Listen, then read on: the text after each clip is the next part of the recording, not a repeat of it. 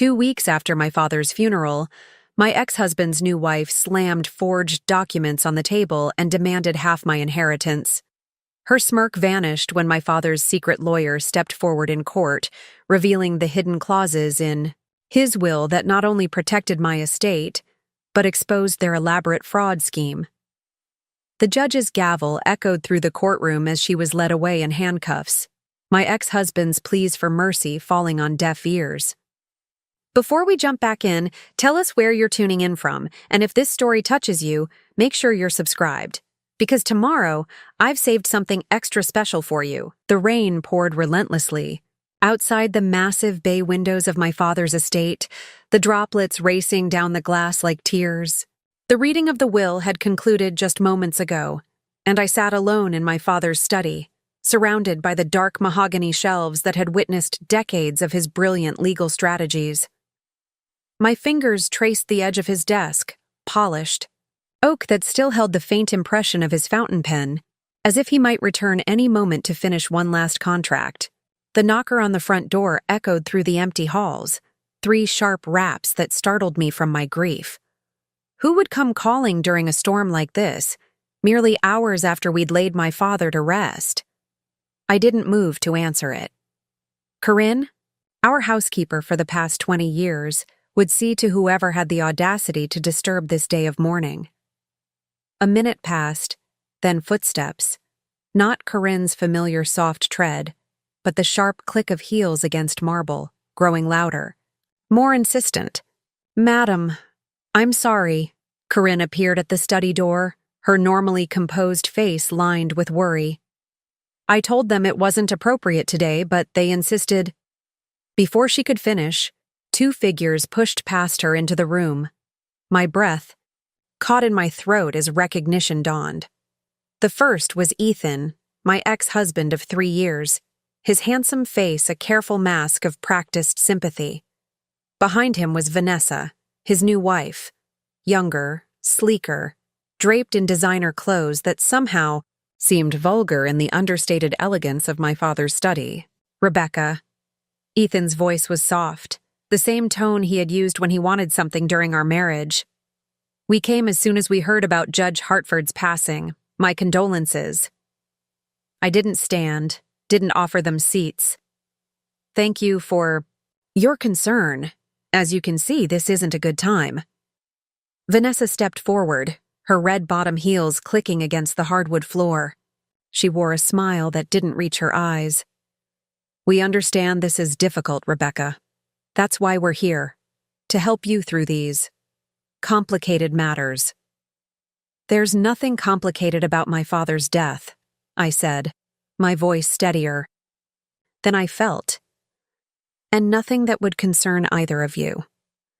Ethan exchanged a look with Vanessa before settling himself uninvited in the leather chair across from me. "That's not entirely true, Becca. You see, there are financial considerations that affect us all." I stared at him. This man who had once been my husband, who had shared my bed and my life for 7 years before leaving for his personal assistant. The man who had never once shown interest in my father, beyond what connections Judge Hartford could offer his middling law career. "What are you talking about?" I asked, though something cold settled in my stomach, a premonition of what was coming. Vanessa's smile widened as she opened her designer handbag, extracting a folder with manicured fingers tipped in blood-red polish. "Your father's estate, of course, our share of it." The words hung in the air like the prelude to a thunderclap. I stared at her, certain I had misheard. "Your share?" "Don't look so surprised," Ethan said, leaning forward. "You must have known this conversation was coming eventually." I stood then, anger burning through my grief. "Get out, both of you." Instead of leaving, Vanessa placed the folder on my father's desk and slid it toward me. "You might want to look at these before you throw us out." With reluctant fingers, I opened the folder. Inside were legal documents, contracts with my father's signature at the bottom, loan agreements, investment certificates, partnership deeds, all linking Ethan to my father's business dealings in ways I had never known about. "What is this?" I whispered. "Your father and I had arrangements," Ethan said, his voice taking on the smooth confidence he used in courtrooms. "Financial entanglements that don't simply disappear because he's gone. These documents prove that I'm entitled to a significant portion of his estate, particularly his interests in Hartford Legal Consulting." Hartford Legal Consulting was my father's legacy, a boutique firm that specialized in high-profile estate planning for the wealthiest families in the country. It was worth millions, perhaps tens of millions. "This is absurd," I said, flipping through the papers. "My father would never enter into business with you. He didn't even like you." Vanessa laughed, a tinkling sound that grated against my nerves. "Oh, you'd be surprised what people will do for the right incentives. Judge Hartford recognized Ethan's potential, even if you didn't." I looked more closely at the signatures. They looked authentic. My father's distinctive scrawl with the slight upward tilt at the end of his name. But something felt wrong. My father, Victor Hartford, had been one of the sharpest legal minds in the state. He wouldn't have entered into business dealings with my ex-husband without telling me. "These can't be real," I said, closing the folder. "They're very real," Ethan replied, his confidence unwavering. "And they entitle me to approximately 40% of Hartford Legal Consulting, plus several of the investment properties." The calculation behind his departure suddenly became clear. Had he left me not just for Vanessa, but for what he thought he could get from my father? The thought made me sick. "My father's will was read this morning," I said. "There was no mention of you." "An oversight, I'm sure," Vanessa interjected. "One we'll be remedying with our attorneys, unless you'd prefer to handle this." Quietly. The threat was thinly veiled. They were offering to keep this out of court, for a price. I stood up, my grief momentarily eclipsed by a cold, clear anger. "You have 30 seconds to leave this house before I call security." Ethan sighed, standing as well. "Don't make this difficult, Rebecca. We're prepared to fight for what's legally ours." 20 seconds, I replied. He studied my face, perhaps looking for the same malleability he had exploited during our marriage. Finding none, he nodded to Vanessa. "We'll go. But this isn't over, not by a long shot." Vanessa tucked the folder back into her bag, her smile now sharp as a blade. "Think about it, Rebecca. Do you really want to drag your father's name through a public legal battle? All those private details coming to light? I imagine the great Judge Hartford had secrets he'd rather keep buried." The insinuation made my blood run cold. What did they think they knew about my father? As they turned to leave, Vanessa paused, at the doorway, looking back over her shoulder. "We'll give you a week to come to your senses. After that, we file in court." The door closed behind them, leaving me alone in the study once more. Outside, the rain continued to fall, but I barely noticed it now. My mind was racing, replaying every interaction between Ethan and my father, searching for clues I might have missed. I picked up my phone, scrolling to a contact I hadn't called in years. Dr. Nicola Pierce had been my father's oldest friend and most trusted advisor. If anyone would know the truth about these supposed business dealings, it would be her. As the EI phone rang, I walked to the far wall of the study where a portrait of my father hung, dignified, austere, his eyes holding the quiet intelligence that had made him such a formidable judge. Below the portrait was a safe, hidden behind a sliding panel designed to look like part of the bookcase. Only 3 people knew the combination: my father, myself, and Dr. Pierce. "Rebecca?" Nicola's voice came through the line, warm with concern. "I'm so sorry I couldn't make it to the service. I'm still in Zurich dealing with the conference." "It's all right," I said, my fingers turning the dial on the safe. "Something's happened. Ethan was just here with his wife." A pause. "What did they want?" "They're claiming Dad owed Ethan a substantial portion of his estate. They have documents with his signature." The safe clicked open as Nicola exhaled, sharply. That's not possible. The signatures look real, Nicola. Inside the safe were the expected items, my father's most important documents, his passport, the deed to the house, his will. But there was something else, an envelope I hadn't seen before. It was sealed with wax, imprinted with my father's personal seal, and across the front was written a single word in his unmistakable handwriting: contingency. Preparing and narrating this story took us a lot of time, so if you are enjoying it, subscribe to our channel. It means a lot to us. Now back to the story. Rebecca. Nicola's voice had taken on a strange tone. Did your father ever mention someone named Garrett Frost to you? I frowned, breaking the seal on the envelope. No, who is he? A lawyer. One of the best forensic document specialists in the country. Your father kept him on retainer for the past 5 years. Why would he need a forensic document specialist? I asked, though as I pulled the contents from the envelope, the answer began to unfold before me. Inside was a dossier labeled Operation Safeguard, with a letter paper-clipped to the front. My hand trembled as I unfolded it and began to read. My father's words. My dearest Rebecca, if you're reading this, I am gone, and certain individuals have made their move sooner than I anticipated. For 3 years, I have been building a case against Ethan Caldwell and his associates. What began as suspicion after your divorce has developed into concrete evidence of forgery, fraud, and attempted extortion. Rebecca? Nicola prompted. Are you still there? I gripped the phone tighter, my eyes scanning the contents of the dossier, surveillance photos, bank records, forensic analyses of forged signatures. My father had known. He had been preparing for this moment. Yes, I said, a strange calm settling over me. I need you to call Garrett Frost. Tell him it's time to execute Operation Safeguard. I'll do it right away, Nicola said without hesitation. Rebecca, your father knew this day might come. He prepared for it. As I hung up, I returned to my father's desk, the dossier open before me.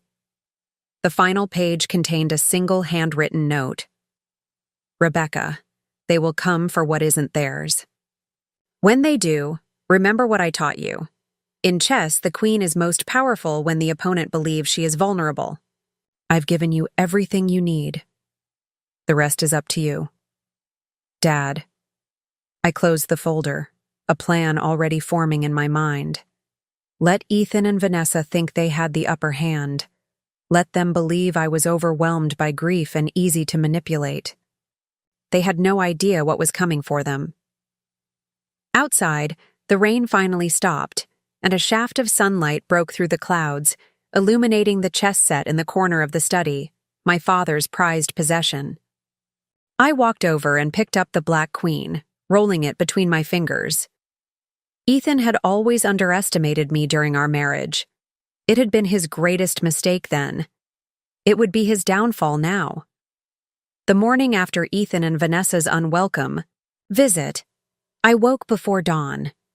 Sleep had been elusive, my mind racing with memories and plans. I slipped out of bed and walked to the window, pulling back the heavy curtains to watch the first hints of sunlight creep across the manicured gardens of Hartford Estate. This house had been my anchor since childhood. 12 acres of privacy just outside the city limits. The grand Victorian mansion had witnessed every significant moment of my life. My birthdays celebrated in the rose garden. My first legal arguments, practiced in my father's study. My wedding reception held on the sweeping lawn. And now, my father's absence filling every corner. I pressed my palm against the cool glass, watching my breath create a small circle of fog. In the distance, I could see the small gazebo where I used to hide with my case books when I was a law student, determined to follow in my father's footsteps. Victor Hartford had not been an easy man to impress.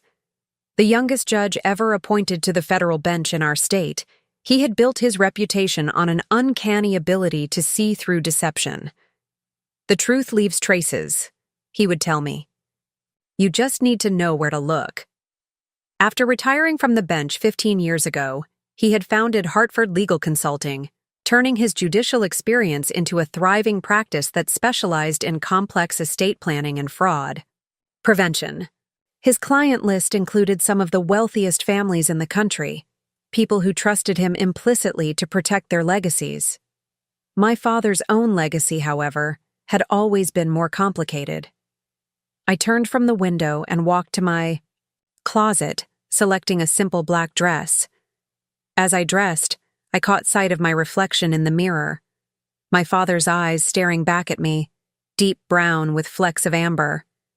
The same eyes that had assessed countless witnesses, defendants, and attorneys over a 40-year legal career. People often remarked how much I resembled him, not just physically but in temperament, methodical, observant, unflinching when it mattered most. I hadn't always embraced these qualities. Downstairs, I found Corinne already in the kitchen, preparing coffee. At 72, she moved more slowly than she once had, but she remained a steady presence in this house. "You're up early, Miss Rebecca," she said, sliding a cup toward me. "Couldn't sleep?" I accepted the coffee with a grateful nod. "Too much to think about." Corinne's eyes narrowed slightly. "Those people who came yesterday, they upset you." It wasn't a question. Corinne had witnessed too much of our family's private business over the years to be easily fooled. "They think they have a claim on my father's estate," I replied, keeping my voice neutral. "They're mistaken." Corinne sniffed disapprovingly. "That man never deserved you. Your father knew it before you did." I looked up sharply. "What do you mean?" She busied herself wiping down the already spotless counter. "Nothing that matters now. Judge Hartford handled it in his own way." Before I could press her further, the doorbell rang. Corinne glanced at the clock. "That'll be Dr. Pierce. She called last night to say she'd be coming by early." I found Nicola waiting in the foyer, her silver hair pulled back in its customary tight bun, her tall frame still commanding despite her 70 years. My father's oldest friend, confidant, and occasional adversary, Nicola Pierce, had been a fixture in my life since before I could remember. "Rebecca." She embraced me briefly before pulling back to study my face. "You look tired." "I'm fine," I replied automatically. Her raised eyebrow told me she didn't believe me, but she didn't push. Instead, she handed me a slim leather portfolio. "I brought the files your father asked me to hold, and I contacted Garrett Frost as you requested." We moved to the study, where I closed the door behind us. Sunlight streamed through the windows now, highlighting the dust motes floating in the air. "Tell me everything," I said. "From the beginning."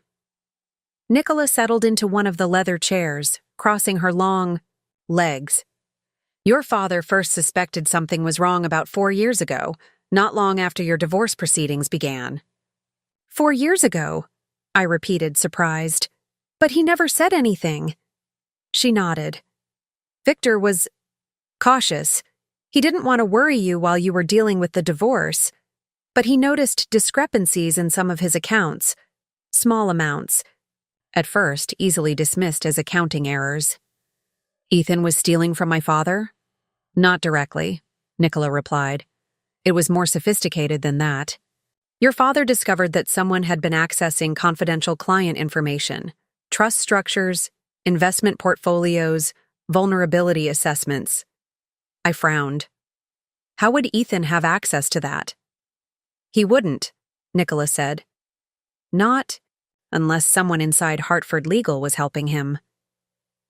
The implication hit me like a physical blow. "You're saying there was a mole in my father's company?" "Your father confirmed it about 2 years ago. By then, he had already begun setting traps, creating false information, monitoring who accessed which files, tracking digital footprints." I leaned back in my chair, processing this revelation. "And what did he find?" Nicola opened the portfolio she had brought, removing several photographs. These were taken by a private investigator your father hired. The woman is Vanessa Pryor, though she was using the name Vanessa Myers at the time. I examined the photos. They showed Vanessa, before she had married Ethan, meeting with a man I recognized as Calvin Weber, my father's former executive assistant. Calvin resigned suddenly about 18 months ago, I remembered aloud. Dad said he'd taken a position with a firm in Europe. Calvin never went to Europe, Nicola corrected. He disappeared after your father confronted him with evidence of his betrayal. He had been selling confidential information for years, not just to Ethan and Vanessa, but to competitors, journalists, anyone willing to pay. And my father let him go? I asked incredulously. My father had never been one to let betrayal go unpunished. Not exactly. Nicola's expression was grim. Victor let Calvin believe he was free and clear, but he was building a case, gathering evidence, documenting the trail of information theft, and, most importantly, creating a comprehensive record of every forged document that Calvin had helped create. I thought of the dossier I'd found in my father's safe. Operation Safeguard. Yes, Nicola nodded. Your father knew that sooner or later Ethan and his accomplices would make their move. The documents they showed you yesterday were just the beginning. But why? I asked, the question that had been gnawing at me since their visit. Why target my father's estate? Ethan walked away from our divorce with a very generous settlement. He didn't need more money. Nicola's expression softened slightly. Rebecca, it was never just about money for Ethan. It was about power. Specifically, the power that comes from controlling Hartford Legal Consulting. The realization dawned slowly. The client list. Exactly. Your father's firm doesn't just manage estates. It knows where the bodies are buried, metaphorically speaking. The wealthiest families in the country trust Hartford Legal with their most sensitive information. Who they owe, who owes them, where their assets are hidden. Blackmail material, I whispered, feeling sick. Potentially worth far more than the firm itself, Nicola confirmed. Your father always believed that was Ethan's real target. I stood and walked to the window, needing space to think. Outside, gardeners were trimming the hedges, their movements methodical and precise.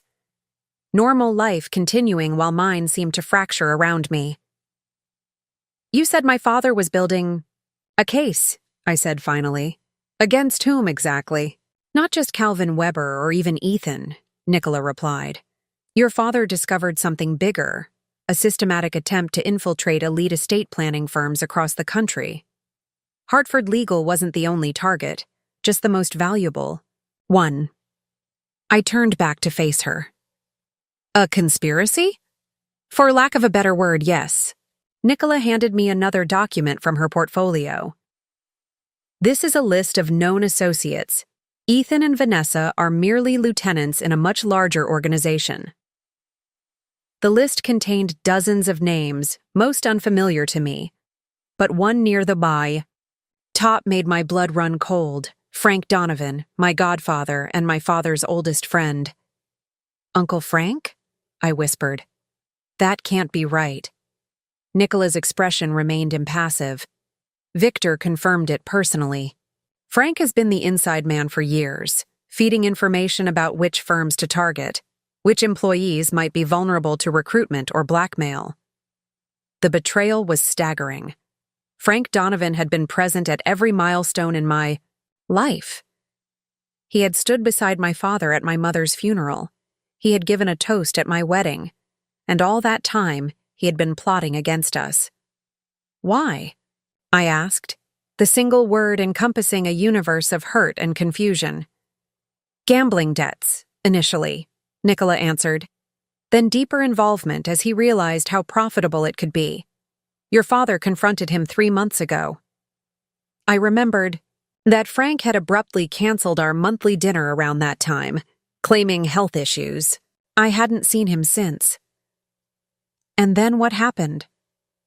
Frank disappeared, but not before warning the others that Victor was on to them. Nicola's voice had an edge now. Your father's accident occurred 2 weeks later. The implication hung in the air between us. My father's death, a sudden heart attack while alone in his study, had seemed natural, if unexpected. He had been in excellent health for a man of 74. Are you suggesting— I couldn't finish the sentence. I'm not suggesting anything, Nicola said carefully. The medical examiner found nothing suspicious, but the timing concerns me. I closed my eyes briefly, trying to maintain my composure. When I opened them, I spoke with a steadiness that surprised even me. What was my father's plan? He must have had one. Nicola nodded approvingly, as if I had passed some unspoken test. Of course he did. Phase 1 was documentation, building an unassailable case against everyone involved. Phase 2 was legal positioning, creating trusts, shell companies, and protective mechanisms that would make it impossible for them to access Hartford Legal's assets, even if they produced apparently valid documents. And Phase 3? I asked. Justice, Nicola said simply. Your father intended to bring the entire operation down, not just protect his own interests. He was working with federal prosecutors, preparing to hand over everything he had discovered. I absorbed this, thinking of the dossier in my father's safe. But he died before he could execute Phase 3. Yes. Nicola leaned forward. Which is why it falls to you now. I walked to my father's desk, running my fingers along the polished surface. I'm not sure I'm the right person for this, Nicola. I'm a corporate attorney, not a prosecutor, and I certainly don't have my father's connections. You have something more important, Nicola replied. You have his blood in your veins and his training in your head. Victor prepared you for this moment your entire life, whether you realized it or not. I thought back to childhood dinners spent discussing complex legal cases, to summers clerking in my father's chambers, to the rigorous ethical standards he had always demanded of me. Had it all been preparation for this moment? There's something else you should know, Nicola added. Your father changed his will a month before he died. The new provisions activate automatically if anyone contests the original will or presents competing documentation. What provisions? A complete transfer of all Hartford assets, personal and professional, into an irrevocable trust. You are the sole trustee, with absolute discretion over how the assets are managed or distributed. I considered the implications. So even if Ethan somehow manages to convince a court that his documents are legitimate, it won't matter, Nicola finished. The assets will have already been transferred beyond his reach. And Ethan doesn't know about this provision? No one does except for you, me, and Garrett Frost, who drafted the documents. I walked to the chess set in the corner of the study, picking up the White Queen, my father's favorite piece. He had taught me to play when I was 5 years old, emphasizing that the queen was the most powerful piece on the board because of her versatility and range. What would my father do now? I asked, more to myself than to Nicola. She answered anyway. He would wait for them to commit fully to their plan before springing the trap. I set the queen back on the board, my decision made. Then that's what we'll do. Ethan and Vanessa gave me a week to come to my senses. We'll let them think I'm overwhelmed and vulnerable. Meanwhile, I need to see everything my father compiled. Every document, every recording, every piece of evidence. Nicola stood, a small smile playing at the corners of her mouth. Now you sound like Victor's daughter. I am my father's daughter, I replied, the determination in my voice surprising even me, and it's time I started acting like it. As Nicola left to make arrangements for the files to be delivered, I remained in the study, looking at the portrait of my father that hung above the fireplace. His expression was serious, but there was a glint in his painted eyes.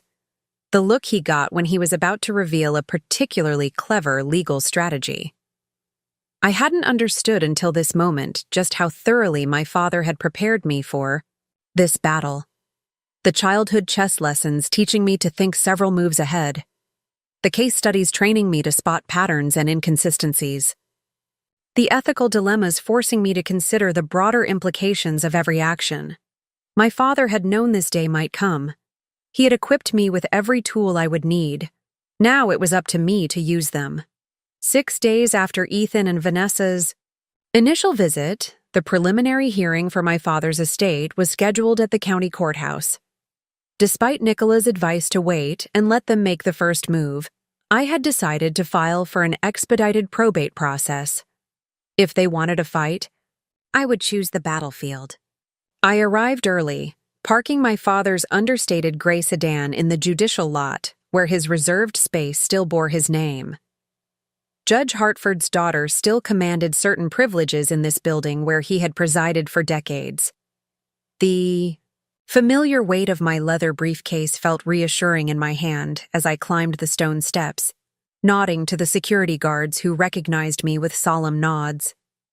Inside, the marble halls echoed with footsteps and hushed conversations, the scent of lemon polish and old paper creating the distinct atmosphere that had been part of my life since childhood. I found Garrett Frost waiting outside courtroom C, his tall, lean frame propped against the wall as he scrolled through his phone. At 50, Frost had the weathered look of someone who had seen too much and forgotten none of it. He had worked with my father for years, though their professional relationship had been kept deliberately low profile. "Ms. Hartford," he greeted me, slipping his phone into his pocket. His voice was surprisingly gentle for a man with such hard features. "I wish we were meeting under better circumstances." "Mr. Frost." I offered my hand, which he shook firmly. "Thank you for coming on such short notice." He gestured toward the courtroom doors. "I've reviewed the documents your father compiled. Impressive work. He was building a case that would have put away a lot of people for a very long time. And now that's our job," I said, more confidently than I felt. Frost's expression remained neutral, but something flickered in his eyes. Approval, perhaps. For today, our job is simpler. We listen. We observe. We let them think they have the upper hand. I nodded, remembering my father's chess strategy. Sometimes the best move is to let your opponent believe they're winning. "Judge Keller is presiding. She worked with my father for years. Will that be a problem? Should we request recusal?" I considered this. "No, Judge Keller is scrupulously fair.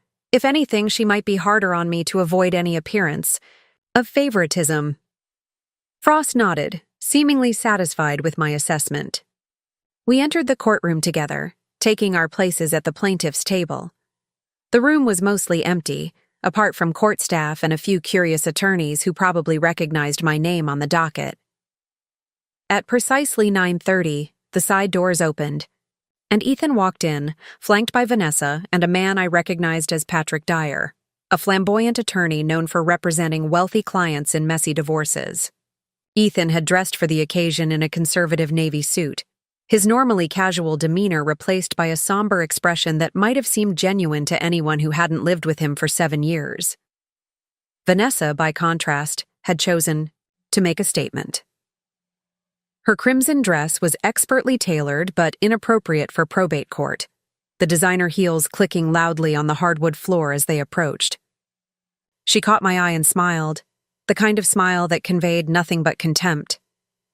They settled at the defendant's table, Dyer immediately leaning over to whisper something that made Ethan nod. I kept my expression neutral, though I could feel Vanessa's eyes on me, assessing, searching for any sign of weakness. Judge Marilyn Keller entered from her chambers, her black robe swinging as she took her place at the bench. At 65, she remained sharp-featured and alert, her silver hair cut in a no-nonsense bob. "All rise," the bailiff called, and we stood as Keller settled herself, adjusting her glasses as she reviewed the paperwork before her. "Be seated," she said, her voice crisp. "Estate of Victor Hartford, petition for expedited probate. Ms. Hartford, you're representing yourself in this matter?" "No, Your Honor," I replied, rising again. "I'm represented by Garrett Frost." If Keller was surprised by Frost's presence, she didn't show it. "Mr. Frost, welcome to my courtroom, and Mr. Dyer, representing the interested parties." Dyer stood, straightening his patterned tie. "Yes, Your Honor. I represent Ethan Caldwell and Vanessa Caldwell, who have a substantive claim against the estate of Judge Hartford." Keller's eyebrows rose slightly. "I see. And the nature of this claim?" "My clients had significant business relationships with the deceased. We have documentation proving that Judge Hartford owed substantial assets to Mr. Caldwell, primarily related to Hartford legal consulting." Judge Keller turned to me. "Ms. Hartford, were you aware of these business relationships?" Before I could answer, Frost rose smoothly. "Your Honor, my client was not aware of any legitimate business relationships between her father and Mr. Caldwell. We contest the validity of any documents suggesting otherwise." Dyer smiled, the expression not reaching his eyes. "We anticipated this response, Your Honor. We have evidence demonstrating that Ms. Hartford is well aware of these arrangements, but is attempting to circumvent her father's legitimate obligations." I felt a flicker of unease. What evidence could they possibly have? Judge Keller seemed similarly skeptical. "I'll need to see this evidence, Mr. Dyer." "Of course, Your Honor."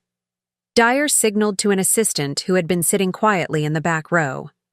The young man approached with a slim folder, which Dyer presented to the court clerk for distribution. As copies were handed to the judge, to Frost, and to me, Dyer continued. "What you're looking at, Your Honor, is email correspondence between Judge Hartford and his daughter, discussing the business relationship with Mr. Caldwell." I stared at the printouts in disbelief. They were indeed emails, appearing to be from my father's account to mine, outlining investment strategies involving Ethan and referencing profit-sharing arrangements. "This is fabricated," I said, my voice tight. "I never received these emails." Dyer shook his head in mock sympathy. "Ms. Hartford's denial is understandable, given the circumstances, but the metadata clearly shows these emails were not only sent, but were opened and replied to from her personal account." Judge Keller studied the documents, her expression giving nothing away. "Mr. Frost, your response?" Frost seemed unperturbed as he rose. "Your Honor, anyone with basic technical skills can falsify email headers and metadata. We categorically deny the authenticity of these communications and request time to have our forensic team examine them." "That seems reasonable," Keller agreed. "Mr. Dyer, do you object?" Dyer spread his hands magnanimously. "Not at all, Your Honor. Truth is truth, after all. However, while that analysis is being conducted, we believe it would be prudent for the court to freeze all assets of the Hartford estate to prevent any impulsive transactions." The strategy became clear. They didn't expect these forged emails to stand up to serious scrutiny, but they hoped to paralyze the estate long enough to find a more permanent advantage. Judge Keller turned to me, her expression softening slightly. "Ms. Hartford, as the named executor in your father's will, do you have any objection to a temporary freeze, pending verification of these documents?" Before I could respond, the courtroom doors opened and a tall, distinguished man with silver hair entered quietly, taking a seat in the back row. Frank Donovan, my godfather and the man Nicola had identified as a key figure in the conspiracy against my father. Our eyes met briefly across the courtroom. His expression was impossible to read, but his presence spoke volumes. They were sending a message. "We have more resources than you imagine." I turned back to Judge Keller, aware that everyone was waiting for my response. Frost touched my arm lightly, a silent reminder of our strategy. "No objection, Your Honor. I said calmly. I have nothing to hide. Dyer looked momentarily thrown by my easy acquiescence, but recovered quickly. In that case, Your Honor, we'd also like to request access to Judge Hartford's personal papers and effects, particularly those related to Hartford legal consulting. Now Frost did intervene. Your Honor, that would be premature and invasive. Judge Hartford's personal papers may contain privileged communications with clients of his consulting firm. Mr. Dyer's clients have presented no credible evidence that would justify such access. Judge Keller nodded. I agree, Mr. Frost. The asset freeze is granted pending document verification, but access to personal papers is denied at this time. She made a note in her file. Anything else for today? Dyer hesitated, then pressed further. Yes, Your Honor. Given the complexity of this estate and the serious questions regarding its administration, we request that Ms. Hartford be temporarily removed as executor until these matters are resolved. The audacity of the request stunned me into silence. They weren't just after my father's assets. They wanted control of the entire process. Judge Keller's expression hardened. On what grounds, Mr. Dyer? Conflict of interest, Your Honor. If Ms. Hartford has been concealing business relationships relevant to the estate, she cannot be trusted to administer it fairly. I found my voice. That's absurd. These fabricated emails prove nothing. Ms. Hartford, Judge Keller cautioned, please address the court, not opposing counsel. I took a deep breath. I apologize, Your Honor. Frost rose again. Your Honor, there is no legal basis for removing the named executor based on unverified allegations. Mr. Dyer is overreaching. Judge Keller seemed to agree. Motion denied, Mr. Dyer. Ms. Hartford remains executor pending further evidence. She checked her watch. We'll reconvene in 2 weeks after the document analysis is complete. Court adjourned. As the judge left the bench, I gathered my papers, avoiding looking toward where Frank still sat in the back row. But Ethan and Vanessa made it impossible to leave without an encounter, deliberately positioning themselves in my path. Rebecca, Ethan said, his voice carrying just enough for nearby attorneys to hear. This doesn't have to be so adversarial. We're only asking for what your father promised. I looked at him directly, seeing not the man I had once loved, but a stranger whose ambition had consumed whatever decency he might once have possessed. My father promised you nothing, I replied quietly. Vanessa stepped closer, her perfume overwhelming. Don't be naive, she murmured. This is just the beginning. We know things about your father that would destroy his reputation forever. Is that really how you want to remember him? The threat hung in the air between us. Before I could respond, Frost appeared at my side. Ms. Caldwell, he said, his voice icy. Are you threatening my client in front of witnesses? Because that would be extraordinarily unwise. Vanessa's smile never faltered, but she took a step back, just offering friendly advice between family members. We're not family, I said firmly, and we never will be.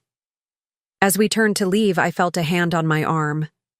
Frank Donovan had approached silently, his familiar cologne bringing back memories of holiday dinners and childhood birthdays. Rebecca, he said softly, we need to talk. Privately. Frost moved between us. Mr. Donovan, any communication with my client should go through me. Frank's expression tightened. You don't understand what's happening, Rebecca. There are things your father kept from you, things I need to explain. I think I understand perfectly, I replied, surprised by the steadiness in my voice. Goodbye, Uncle Frank. As we walked away, I could feel their eyes on my back. Ethan, Vanessa, Frank, and others I couldn't name but who were surely watching. From the shadows. For the first time, I truly grasped the scope of what my father had uncovered, and the danger he must have faced alone in his final months. Outside, The October air was sharp with the scent of falling leaves. Frost walked me to my car in silence, waiting until we were safely inside before speaking. "They're worried," he said, sounding satisfied. "They expected you to fight the asset freeze." "Why? What would that have accomplished?" "It would have made you look defensive, possibly desperate. Instead, you appeared confident, unconcerned." I gripped the steering wheel, finally allowing myself to feel the anger I had suppressed in the courtroom. "They forged emails between me and my father. How did they even get access to our accounts?"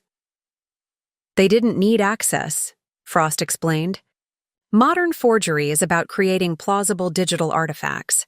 They scraped your public email address, used what they knew about your relationship with your father, and fabricated the rest. Will it stand up to scrutiny? Not a chance. But that's not the point. They're testing your defenses, seeing how you'll react." I thought about Vanessa's threat and Frank's attempted intervention. "What's our next move?" Frost checked his watch. "We have 2 weeks before the next hearing. That's enough time to implement Phase 2 of your father's plan." What exactly did my father have in mind for Phase 2? A small smile crossed Frost's face. Judge Hartford believed in fighting fire with fire. He created his own set of documents, completely legitimate but strategically backdated. Insurance, policies, trust amendments, corporate transfers, all designed to nullify any claim Ethan might make, no matter what documents he produces. I raised an eyebrow. "Isn't that questionable, legally speaking?" "Not at all. Everything was properly executed and notarized. Your father simply chose when to file them officially." Frost shrugged. "Timing is everything in litigation." As we drove away from the courthouse, I glanced in my rearview mirror. Frank Donovan stood on the steps, watching our departure.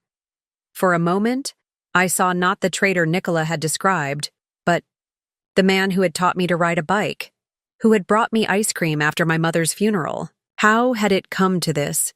What had happened to turn someone I had loved and trusted into an enemy? The questions lingered as we headed back to Hartford Estate to prepare for the next phase of the battle. I had endured their first attack, maintained my composure in the face of their forged evidence and veiled threats. But the real fight was just beginning, and I knew the next confrontation would be far more brutal. They had shown their willingness to lie, to threaten, perhaps even to harm. My father had paid the ultimate price for standing against them. I would need to be smarter, more careful, and more ruthless than they expected if I hoped to survive with my father's legacy, and perhaps my own life, intact. Raindrops streaked across the library windows of Hartford Estate, the steady drumming on the roof creating a cocoon of white noise that insulated me from the outside world. 3 days had passed since the preliminary hearing, and I had retreated into my father's private sanctuary, surrounded by first-edition law texts and leather-bound journals documenting 50 years of legal thought. I had barely slept, spending hours poring over the dossiers from Operation Safeguard, trying to absorb the full scope of what my father had uncovered. The documents revealed a pattern of infiltration targeting wealthy families' estate planning, not just ours, but dozens of others. The organization operated like a sophisticated intelligence agency, placing long-term assets in positions of trust, gathering information for years before making their moves. I pushed aside a stack of surveillance photos and leaned back in my father's chair, rubbing my eyes. The magnitude of what I was facing had finally sunk in. This wasn't just about Ethan and Vanessa's greed or a simple inheritance dispute. I was up against a criminal enterprise with resources, connections, and a willingness to eliminate obstacles, potentially including my father. A soft knock at the door interrupted my thoughts. Corinne entered, carrying a silver tray with tea and sandwiches. "You need to eat something," she said, setting the tray down firmly. It wasn't a suggestion. "Thank you," I replied, realizing I couldn't remember when I'd last had a proper meal. Any calls? Dr. Pierce phoned this morning, said she'd stop by this evening. Corinne hesitated, then added, and that man has been parked across the street again, the black sedan. I nodded, unsurprised. They're watching the house. Should I call the police? No, I said, pouring tea from the antique pot my mother had loved. They're not doing anything illegal, just observing. Let them watch. Corinne frowned, clearly unhappy with my response. Your father wouldn't have tolerated such intrusion. My father, I said carefully, kept too many secrets. Look where that got him. The words came out harsher than I intended. Corinne had been loyal to my father for decades. Criticizing him felt like a betrayal of her as well. But the truth was, I was angry. Angry that he had discovered this conspiracy years ago and chosen to fight it alone. Angry that he hadn't trusted me enough to involve me until it was too late. Corinne studied me for a moment, then sighed. He was trying to protect you, Miss Rebecca. That's what fathers do. I'm not a child who needed protection, I replied. I'm a Harvard-educated attorney who could have helped him. Perhaps. She smoothed her apron with practiced hands. But you were also his daughter, and that mattered more to him than your law degree. After she left, I forced myself to eat half a sandwich while continuing to review the files. One document in particular had been troubling me, a handwritten note from my father dated just 3 weeks before his death. Frank made contact today, claims he wants to come in from the cold, says he has documentation that would break the case. Wide open. Don't trust him, but can't ignore the possibility. Meeting scheduled for Octima, 15. October 15th, the day my father died. Had Frank Donovan been there? Had their meeting somehow led to my father's death? The medical examiner had found nothing suspicious, ruling it a heart attack, but the timing was too convenient to ignore. My phone buzzed with a text from Garrett Frost. Analysis confirmed forgeries. Obvious manipulation of metadata. Will file report with court tomorrow. I wasn't surprised. The forged emails had been a clumsy opening move, probably designed as a distraction, while they prepared something more substantial. The question was, what would they try next? The rain intensified as evening approached, transforming the library windows into cascading sheets of water. I was about to call Nicola to confirm our meeting when my phone rang, an unknown number. Rebecca Hartford, I answered cautiously. Rebecca. The voice was unmistakable. Frank Donovan. Don't hang up, please. I should have ended the call immediately, but something in his tone gave me pause. What do you want, Frank? To explain. He sounded tired, his usual confidence absent. Not over the phone, in person. Why would I agree to that? Because you need to know the truth about what happened to Victor. A pause. And because despite what you've been told, I was never your father's enemy. I laughed, a short, bitter sound. I've seen the evidence, Frank. My father documented everything.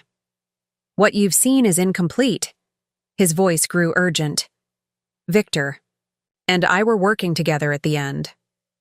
Ask yourself, why would I show up at that hearing? Why expose myself? The question had bothered me. Frank's appearance in court had seemed oddly performative, almost as if he wanted to be seen. You have 5 minutes, I said finally. Where? The boathouse. 1 hour. He hung up before I could respond. The Hartford boathouse sat at the edge of our property, a small wooden structure overlooking the lake that bordered the eastern boundary of the estate. As children, my father and Frank had spent summers there, fishing and swimming. Later, it had become my father's retreat when he needed to think through difficult cases. Going alone would be reckless. Frank had been identified as a key player in the conspiracy, possibly involved in my father's death. But calling Frost or Nicola would take time I didn't have, and local police would dismiss my concerns as paranoia. I changed into practical clothing, jeans, boots, a dark sweater, and slipped my father's small revolver into my pocket. He had insisted I learn to shoot when I was 16, concerned about potential threats due to his position on the bench.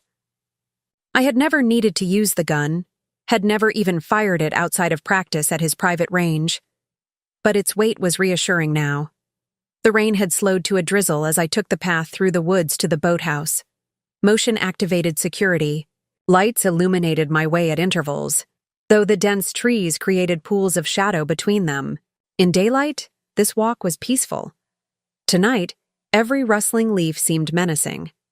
The boathouse appeared through the trees, its weathered frame silhouetted against the lake. No lights shone from within, but Frank's Mercedes was parked nearby, confirming he had arrived. I approached cautiously, one hand in my pocket, gripping the revolver. The wooden dock creaked beneath my feet as I reached the entrance. The door stood slightly ajar. "Frank!"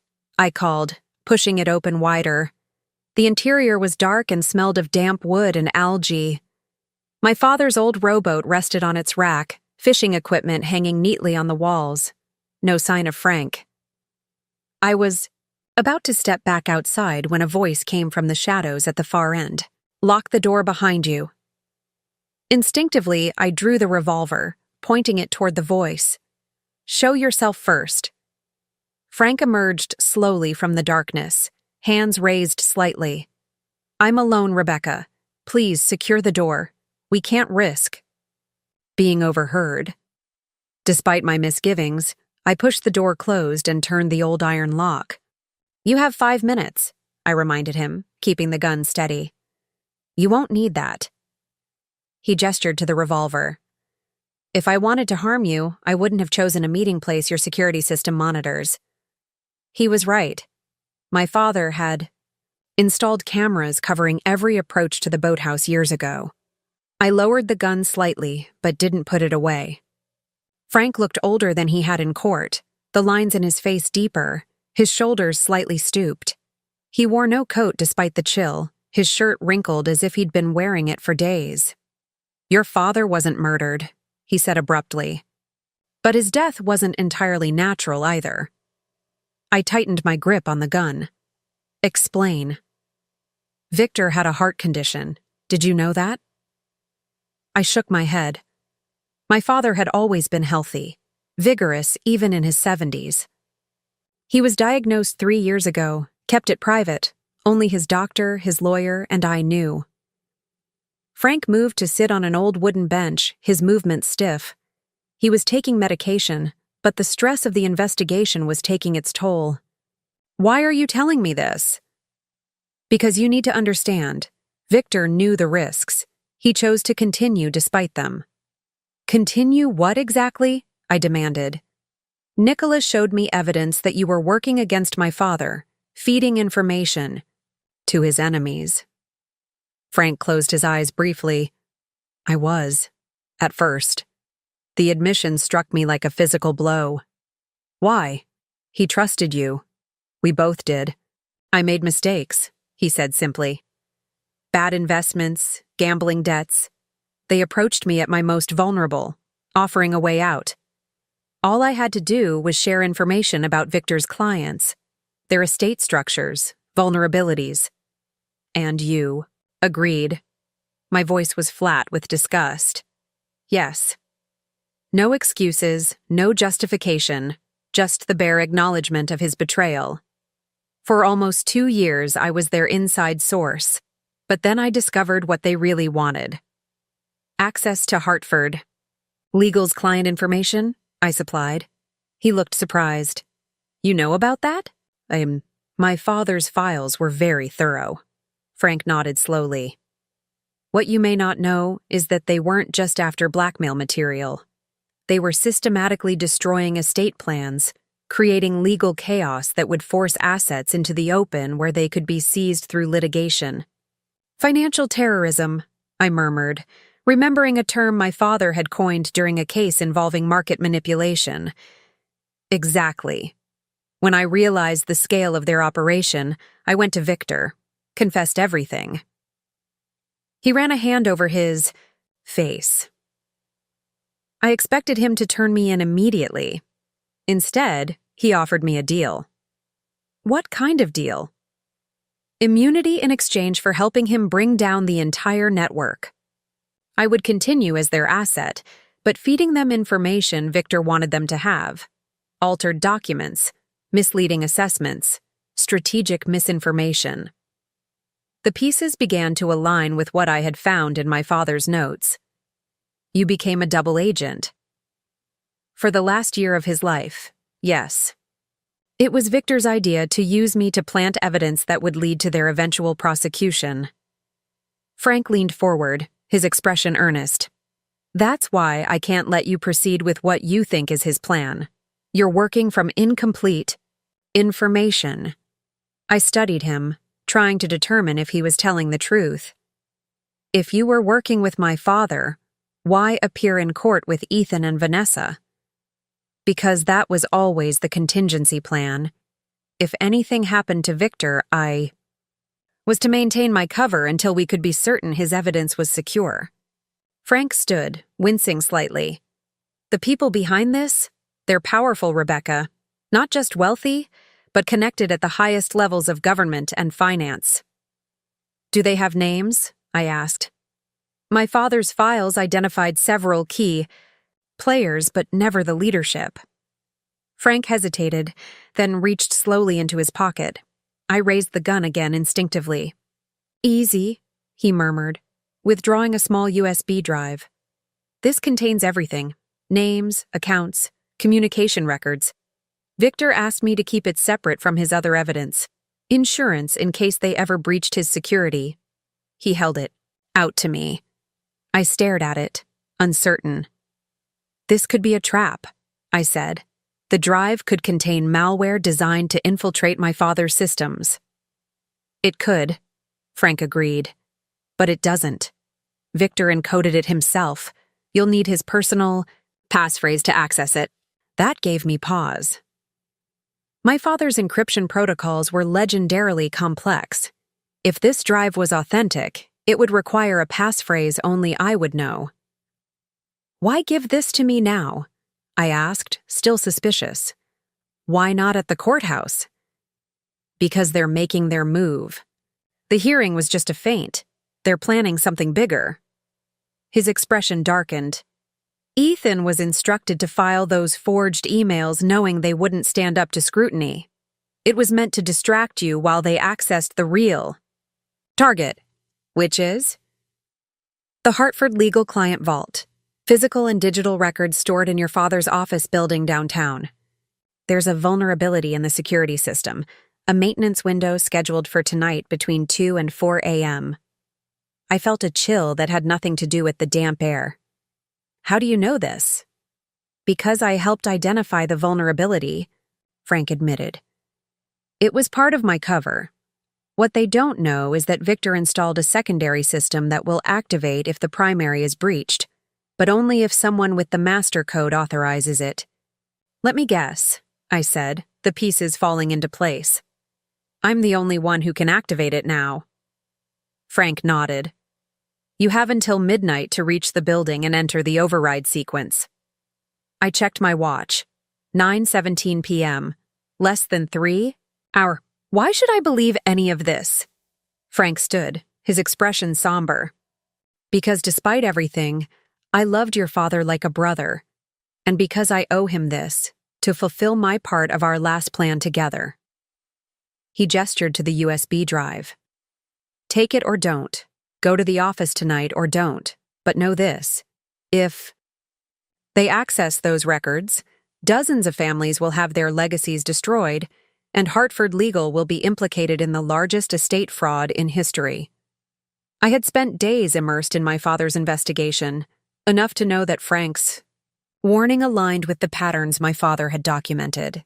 The timing of the security maintenance was verifiable. The risk was real. But so was the possibility of walking into a trap. I need to make a call, I said, stepping away while keeping Frank in my sight. I dialed Frost's number, speaking quietly when he answered. Can you verify a scheduled security maintenance at the Hartford Legal Building tonight? There was a pause, the sound of typing. Yes. Systems going offline from 2 to 4 a.m. for updates. How did you know? Frank Donovan told me. He says it's a vulnerability they plan to exploit. Frost's voice sharpened. You're with Donovan? Where? The boathouse. He says he was working with my father at the end, as a double agent. That's possible, Frost admitted reluctantly. Your father compartmentalized information. Even I wasn't aware of all his strategies. He's given me a USB drive that supposedly contains evidence against the leadership. And he says, I need to go to the office tonight to activate some secondary security system. The Sentinel Protocol, Frost said immediately. Your father mentioned it, but I've never seen it in operation. It was his failsafe against digital intrusion. The fact that Frost knew about it lent credibility to Frank's story. Should I go? Frost was silent for a moment. It's risky. But if they're planning a breach tonight, the Sentinel may be our only defense. I can meet you there. No, I decided. If this is legitimate, I need you to coordinate with the federal authorities your father was working with. Get them on standby in case we identify the perpetrators in the act. And if it's a trap? I looked at Frank, who waited patiently, making no attempt to overhear my conversation. Then I'll handle it. After ending the call, I turned back to Frank. I'll go to the office, but you're coming with me. He nodded, unsurprised. I expected nothing less. And if this turns out to be deception, I added, remember that I have my father's gun, and I know how to use it. Frank's expression remained somber. If I'm lying to you, Rebecca, I'll deserve whatever comes. As we walked back through the woods toward the main house, the security lights casting long shadows through the trees, I felt a strange sense of clarity. For days, I had been reacting to events, struggling to catch up with a conspiracy my father had tracked for years. Now, finally, I was making a choice, choosing to trust my instincts, to take action rather than merely respond. If Frank was telling the truth, tonight could mark the beginning of the end for those who had targeted my father and countless others. If he was lying, I was walking into danger with my eyes open, prepared to face whatever came.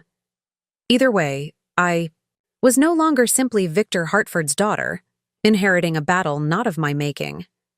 I was choosing my path, embracing the fight on my own terms. The decision brought with it a certain peace. I had spent the days since my father's death feeling unmoored, adrift in a sea of revelations and betrayals. Now, with a clear purpose, before me, I felt something of my father's legendary resolve settling into my bones. Back at the house, I changed quickly into dark clothing suitable for the night ahead, while Frank waited in the kitchen, Corinne watching him suspiciously as she prepared coffee for our vigil. I retrieved my father's spare keycard and security codes from his safe, along with a small leather case containing specialized tools he had shown me years ago. Insurance, he had called them. Against those who believe electronic locks are infallible. As I was about to close the safe, my gaze fell on the chess queen I had placed there days earlier. On impulse, I picked it up, slipping it into my pocket, a reminder of the game we were playing and the stakes involved. With the queen came a memory, my father's voice, patient but insistent during one of our childhood lessons.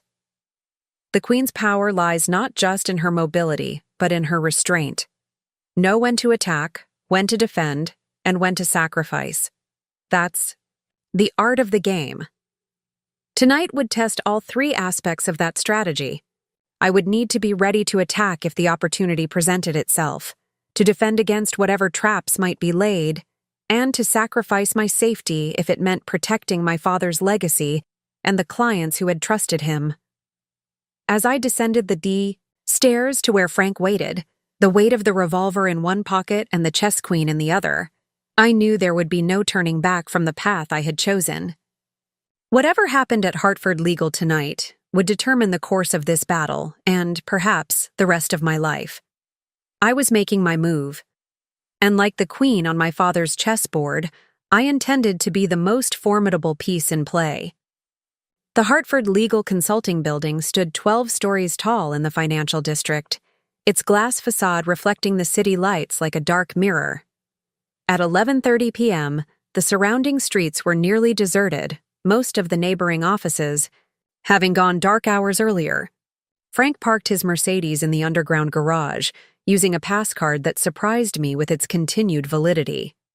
"Your father never revoked my access," he explained, noticing my expression.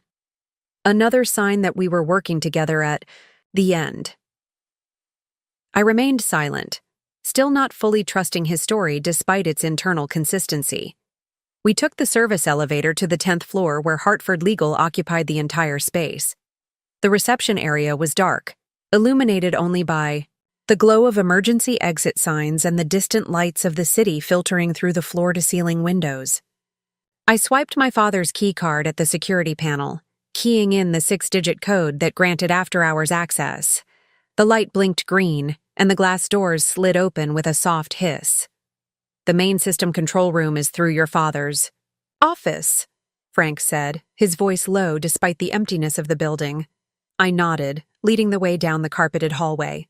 Family portraits lined the walls, generations of Hartfords, serious-faced men and women in judicial robes and business attire. My father had been adamant about displaying our lineage, a reminder of the weight of the Hartford name and the responsibility it carried. My father's corner office was exactly as he had left it, meticulous, elegant, with no indication of the secrets it contained. I moved to the antique desk, running my fingers along its polished surface to find the hidden button beneath the edge. With a soft click, a panel in the bookcase slid open, revealing a small room beyond. "The sanctum?" Frank murmured. "I've never been inside." "Few have," I replied, stepping through the opening. The room beyond was the heart of Hartford Legal's security system, a compact space lined with servers, monitors displaying security camera feeds, and a sophisticated computer terminal. I sat at the console, the chair still adjusted to my father's height. The screen prompted for a password. I typed in the phrase my father had created years ago, a line from a poem my mother had loved, followed by my birth date. The system accepted, the credentials displaying a simple menu of options. I located the Sentinel protocol, a subsystem I had never encountered during my time working with my father. "What exactly does this do?" I asked Frank, who stood watching from the doorway. "Creates a complete backup of all client data before purging the main servers and triggering a lockdown. If someone tries to breach the system tonight, they'll find nothing but empty databases." "And the backup?" "Encrypted, then transmitted to a secure location. Only you and Frost will be able to access it." I hesitated, my finger hovering over the activation command. "This seems extreme. Are you absolutely certain they're planning to breach tonight?" Frank's expression was grim. "I've been in enough of their planning meetings to recognize the pattern. They create a distraction, like the court hearing, then strike when they think you're focused elsewhere." The logic was sound, consistent with what I had learned from my father's files about their methodology. Still, triggering such a drastic security measure wasn't a decision to take lightly. "If I'm wrong," Frank added quietly, "the worst outcome is temporary inconvenience. If I'm right, you'll have preserved your father's life's work." Put that way, the choice seemed clear. I entered the final authorization code and initiated the Sentinel protocol. The screen displayed a progress bar as the system began its work, backing up, encrypting, preparing for the defensive purge that would protect our client's sensitive information. "It'll take about 30 minutes to complete," I said, watching the progress indicator slowly advance. "Then what?" "Then we wait," Frank replied. "If they follow their usual pattern, they'll send a technical team to exploit the maintenance window. 2, possibly 3 operatives." I raised an eyebrow. "And we just let them walk in?" "The federal agents Frost is contacting will handle the arrests. Our job is to ensure the system is protected and to document the breach attempt. As if on cue, my phone vibrated with a text from Frost. Federal team on standby. ETA 20 minutes. Stay out of sight. I showed the message to Frank, who nodded with apparent satisfaction. Everything's proceeding as your father would have wanted. The progress bar had reached 40% when the first security alert flashed on one of the monitors. Someone had entered the parking garage, 2 figures in maintenance uniforms, carrying tool cases. Right on schedule, Frank murmured, studying the grainy security footage. They'll use service credentials to bypass the main entrance. Shouldn't we hide? I asked, suddenly aware of our vulnerable position. Frank shook his head. This room doesn't appear on any building schematics. As long as we stay quiet, they won't know we're here. I wasn't entirely convinced, but I trusted my father's paranoia enough to believe he would have created an undetectable sanctuary. We watched in silence as the intruders made their way through the building, using what appeared to be legitimate access cards to move past security checkpoints. Those are actual maintenance credentials, Frank explained. They probably bribed or coerced someone from the building management company. The Sentinel protocol had reached 75% completion when the intruders exited the elevator on our floor. I held my breath as they moved confidently down the hallway, heading directly for the main server room at the opposite end from my father's office. They don't know about this room, Frank whispered unnecessarily. They think all the critical systems are in the main server farm.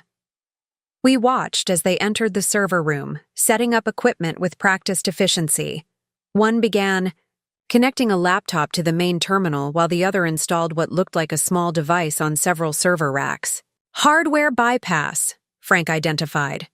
They're attempting to circumvent the security protocols by connecting directly to the storage drives. The Sentinel progress bar reached 92%, 93%, 94%. On the monitor, one of the intruders suddenly froze, staring at his laptop screen with evident confusion. He typed rapidly, his body language becoming increasingly agitated. He's noticed something's happening to the data, I whispered. Frank nodded, a grim smile playing at his lips. Too late. The progress bar hit 100%. A new message appeared on the screen. Protocol complete. Purge initiated. On the security monitor, we watched as the intruder's laptop displayed something that caused both men to panic. They disconnected hastily, gathering their equipment with none of their previous methodical care. They know they've failed, Frank said with satisfaction. Just then, another alert flashed on the security monitors. More people entering the building, a team in tactical gear, moving with military precision. Frost's federal agents had arrived. Time to go, Frank said urgently. We don't want to be caught in the middle of an arrest operation. I hesitated. Shouldn't we stay to explain why we're here? To provide evidence? Your presence has been documented in the security logs. The system will show you legitimately activated emergency protocols. Let the federal team handle the arrests. That was always the plan. He was right. My father had designed this operation meticulously, creating a path that would lead to legal prosecution without putting me at unnecessary risk. We slipped out through my father's private elevator, a feature few knew existed, emerging in a small alcove off the main parking structure, just as the tactical team secured the building entrance. As we drove away, I watched the building recede. In the side mirror, lights now flashing from several police vehicles that had joined the federal team. Phase 1 complete, Frank said, breaking the silence that had fallen between us. Now comes the harder part. Which is connecting these foot soldiers to their commanders. Your father spent years trying to identify who's really behind this operation. I fingered the USB drive Frank had given me, which now sat in my jacket pocket. You said this contains that information. Some of it. Names, accounts, communication records, enough to point investigators in the right direction. But these people are careful. They operate through layers of cutouts and shell companies. Like Ethan and Vanessa, I surmised. Frank nodded. Exactly. Disposable assets who don't even know who they're really working for. They believe they're part of a sophisticated financial operation, not a criminal enterprise. We drove in silence for several minutes, the rhythmic sweep of windshield wipers marking time as a light rain began to fall. I stared out at the darkened city streets, processing the events of the night. For the first time since my father's death, I had taken direct action, applied what he had taught me to protect what he had built. The sensation was both empowering and sobering. I had activated an emergency protocol that would have significant repercussions for Hartford Legal, our clients, and the investigation my father had begun. What happens tomorrow? I asked. The news will report a failed cyber attack on Hartford Legal. The arrested individuals will face serious federal charges. Ethan and Vanessa will realize their plan has failed, but they won't know how or why. And the organization behind them? Frank's expression darkened. They'll adapt, send different operatives, try new tactics, but now they know someone is actively opposing them, which makes them both more cautious and more dangerous. I thought about the court hearing scheduled for the following week. Ethan and Vanessa will still pursue their claim on my father's estate. Of course, their primary mission may have failed, but they'll continue with the secondary objective. The organization doesn't abandon targets easily. We had reached Hartford Estate, the iron gate swinging open automatically as Frank's car approached. The house beyond was dark except for a single light in the kitchen, Corinne waiting up, despite the late hour. I should go, Frank said, pulling up to the front entrance but keeping the engine running. It's safer if I maintain my cover for now. I studied him in the dim light of the car interior. Hours ago, I had pointed a gun at this man, convinced he was my enemy. Now I had witnessed him help thwart a criminal operation targeting my father's firm. The question remained, could I trust him completely? The USB drive, I said. I'll need to verify its contents before I can fully accept your story. He nodded, unsurprised. I'd expect nothing less from Victor's daughter. The passphrase is, Minerva's owl takes flight at dusk. Despite everything, I smiled slightly. The phrase was quintessentially my father, a classical reference wrapped in metaphor. How will I contact you? I asked. You won't. I'll find a way to reach you when it's safe. He glanced at the rearview mirror, his expression tightening. They'll be watching you more closely than ever now. I opened the car door, then paused. Thank you, Frank. For tonight. His face softened momentarily. I owed it to your father, and to you. Then his expression grew serious again. Be careful, Rebecca. What happened tonight will force them to accelerate their plans. They can't afford to wait for the court process now. With that warning lingering in the air, I stepped out into the light rain. Frank's car disappeared down the driveway seconds later, leaving me alone with the weight of new knowledge and the uncertainty of what would come next. Inside, Corinne waited in the kitchen as expected, a pot of tea steeping on the counter. She looked up as I entered, relief washing over her weathered features. You're back, she said simply. Safe? Yes, I confirmed, accepting the cup she offered. And perhaps a step ahead for the first time. There was a call, she said, sliding a notepad toward me. Ms. Pierce said it was urgent. I glanced at the message. New documents filed with court. Emergency hearing scheduled for 9 a.m. Call immediately. So Ethan and Vanessa had already made their next move. The timing couldn't be coincidental. They must have been notified about the failed breach at Hartford Legal and were now accelerating their legal attack as Frank had predicted. I excused myself to call Nicola, taking my tea to my father's study. As I dialed, I found myself standing before the chess set again, the Black Queen missing from its usual place, safely tucked in my pocket throughout the night's events. Nicola answered on the first ring, her voice alert despite the late hour. Rebecca, you've been busy tonight? You heard about Hartford Legal?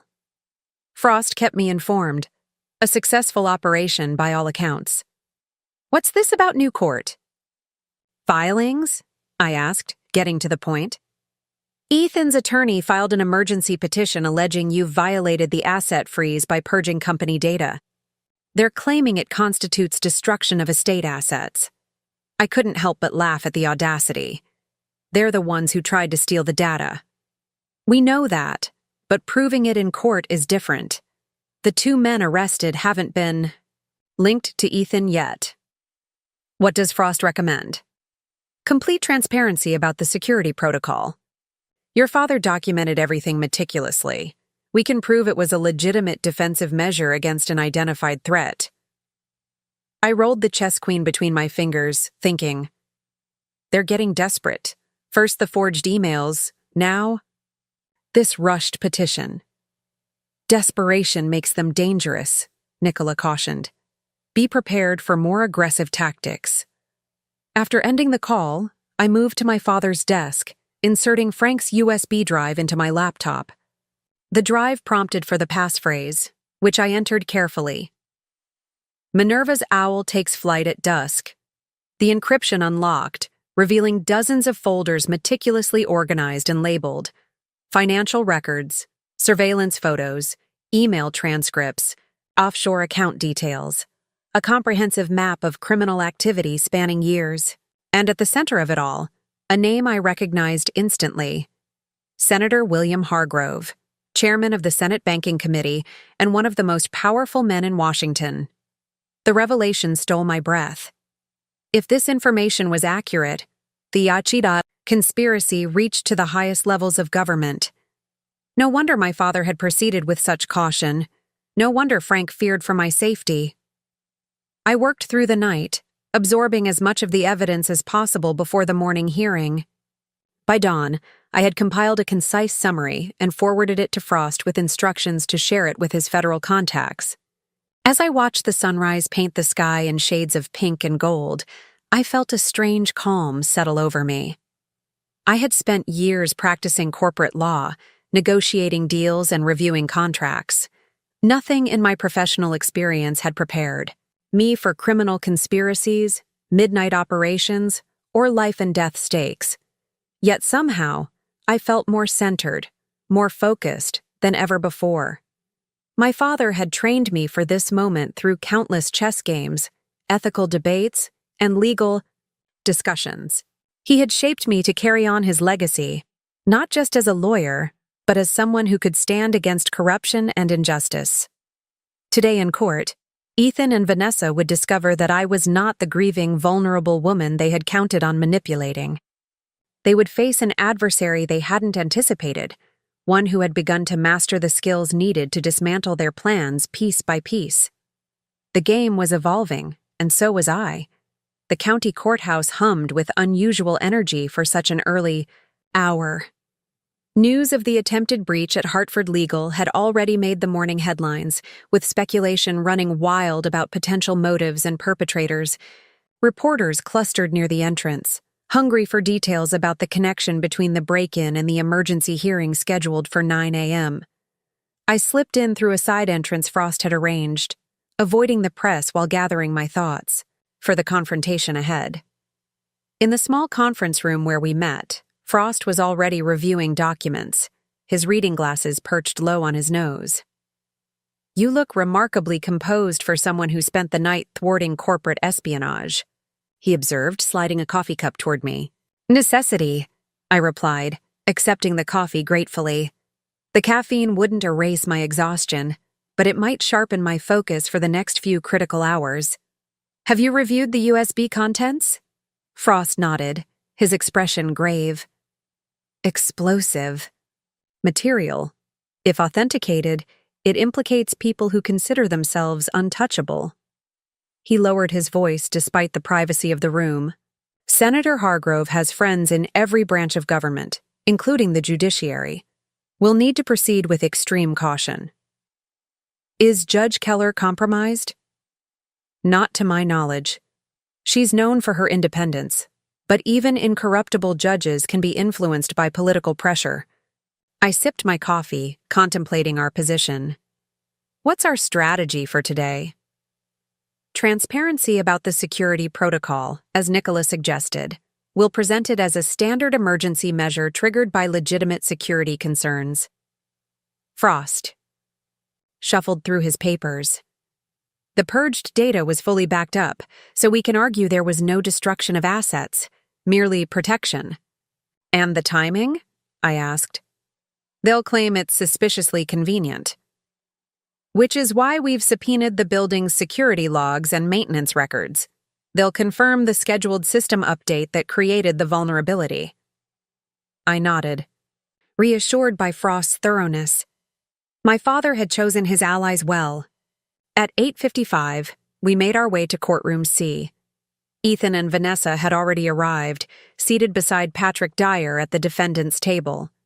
Vanessa wore a conservative navy suit today, her previous flamboyance replaced by calculated restraint, an attempt to appear serious and credible.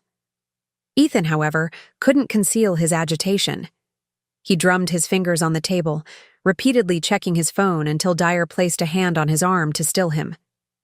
Their whispered conversation looked tense, bordering on argumentative. Trouble in paradise, Frost murmured as we took our seats. Failure tends to strain partnerships. Judge Keller entered precisely at 9:00, the courtroom rising in unison.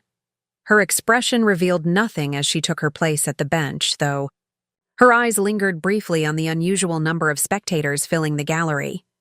Be seated, she instructed, adjusting her reading glasses. We're here on an emergency petition filed by counsel for Ethan and Vanessa Caldwell, alleging violation of the temporary asset freeze in the Hartford estate matter. She fixed Dyer with a stern look. Mr. Dyer, you've claimed that Ms. Hartford has deliberately destroyed estate assets. That's a serious allegation. Dyer rose, buttoning his suit jacket with practiced smoothness. Indeed, Your Honor. Last night, during a scheduled maintenance window, Ms. Hartford personally entered the Hartford legal consulting offices and executed what they're calling a security protocol that effectively wiped the company's servers of all client data and proprietary information. He paused for effect, gauging the judge's reaction. When Keller merely waited expectantly, he continued with increased intensity. This was a clear attempt to prevent my clients from accessing information relevant to their valid claim against the estate. By purging these records, Ms. Hartford has violated both the spirit and letter of Your Honor's asset freeze order. Judge Keller turned to me. Ms. Hartford, these are troubling claims. Your response? Frost stood smoothly. Your Honor, if I may address this first, Garrett Frost, representing Ms. Hartford. At Keller's nod, he continued. The facts are straightforward. Last night, Hartford Legal Consulting was the target of a sophisticated cyber attack, coinciding with a scheduled system maintenance window. 2 individuals have already been arrested by federal authorities in connection with this attempted breach. He held up a file. We have here the security logs showing unauthorized access attempts targeting confidential client information. Ms. Hartford, as executor of her father's estate and a principal of Hartford Legal, implemented a pre-existing security protocol designed specifically for such emergencies. And this protocol involved wiping servers? Keller asked. A temporary security measure, Your Honor. All data was backed up before being removed from vulnerable systems. Nothing was destroyed, merely protected from theft or manipulation. Dyer scoffed audibly. How convenient that this attack occurred. Just as my clients are seeking access to records that would validate their claim. Judge Keller's eyes narrowed slightly. Mr. Dyer, do you have evidence connecting Ms. Hartford to the individuals arrested last night? Not at this time, Your Honor, but then I suggest you avoid insinuations without foundation, Keller interrupted sharply. Mr. Frost, do you have documentation of this security protocol's existence prior to last night? Yes, Your Honor. Frost handed a document to the clerk. This is the Hartford Legal Security Directive, created 3 years ago and updated annually. It clearly outlines the circumstances under which the Sentinel Protocol may be activated and the procedures for data protection and recovery. Judge Keller reviewed the document carefully. These signatures, Judge Hartford, Ms. Hartford, and Mr. Frost, all appear properly notarized. They are, Your Honor. The protocol was legally established as part of Hartford Legal's fiduciary responsibility to its clients. Keller set the document aside. Mr. Dyer, your petition requests that Ms. Hartford be held in contempt for violating the asset freeze. Based on the evidence presented, I'm not seeing a violation. The assets appear to have been protected, not destroyed. Dyer changed tactics. Your Honor, at minimum, we request immediate access to the backup data to verify its integrity. My clients have reason to believe that Ms. Hartford may have altered records relevant to their claim. What records specifically? Frost challenged. And what legal basis does Mr. Caldwell have for accessing confidential client information of a firm where he has never been employed? Dyer hesitated, glancing at Ethan, who leaned forward to whisper urgently in his ear. The consultation lasted several uncomfortable seconds before Dyer straightened. Your Honor, we have reason to believe that Judge Hartford maintained personal records of his business dealings with my client. These would be distinct from protected client information. It was a reasonable pivot, but Frost was prepared. Ms. Hartford has already provided all personal records from her father's estate in compliance with discovery requirements. If Mr. Caldwell believes specific documents are missing, he should identify them with particularity. Judge Keller seemed to agree. Mr. Dyer, does your client have a specific document in mind? Something that would establish the business relationship he claims existed? Ethan whispered to Dyer again, more intensely this time. Vanessa joined the discussion, her composed facade cracking slightly as she gestured emphatically. The whispered conference grew heated enough that Judge Keller cleared her throat pointedly. Mr. Dyer, do you need a moment with your clients? No, Your Honor, Dyer replied, though the strain in his voice was evident. My clients believe Judge Hartford kept a private ledger documenting their profit-sharing arrangement. This ledger would have been stored on Hartford Legal's secure server. It was a clever claim, specific enough to sound legitimate, but vague enough to be difficult to disprove. If such a ledger had existed, the security protocol would have backed it up, along with all other data. Frost seemed to consider this before responding. Your Honor, if such a document exists in the backup data, we have no objection to producing it, provided that a neutral third party conducts the search using specific parameters agreed upon by both sides. The concession caught Dyer off guard. He had clearly expected outright refusal, which would have strengthened his argument for broader access. Judge Keller nodded approvingly. That seems reasonable. Do you agree, Mr. Dyer? Backed into a corner, Dyer had little choice. Yes, Your Honor, though we would request expedition of this search. So ordered, Keller replied. The parties will agree on search parameters and a neutral examiner by close of business today. The search will be conducted within 72 hours. Archie gathered her papers. As for the emergency petition alleging violation of the asset freeze, that is denied. The court finds Ms. Hartford's actions were consistent with her fiduciary responsibilities. As Judge Keller stood to leave, Dyer made one final attempt. Your Honor, there's also the matter of the federal investigation. My clients are concerned that Ms. Hartford may have orchestrated these events to cast suspicion on them. Keller paused, her expression cooling. Mr. Dyer, are you suggesting that Ms. Hartford arranged for criminals to attempt to breach her own company's security systems, then alerted federal authorities to create some elaborate ruse? Because that would be an extraordinary claim requiring extraordinary evidence. Dyer backpedaled immediately. We're merely noting the timing is suspicious, Your Honor.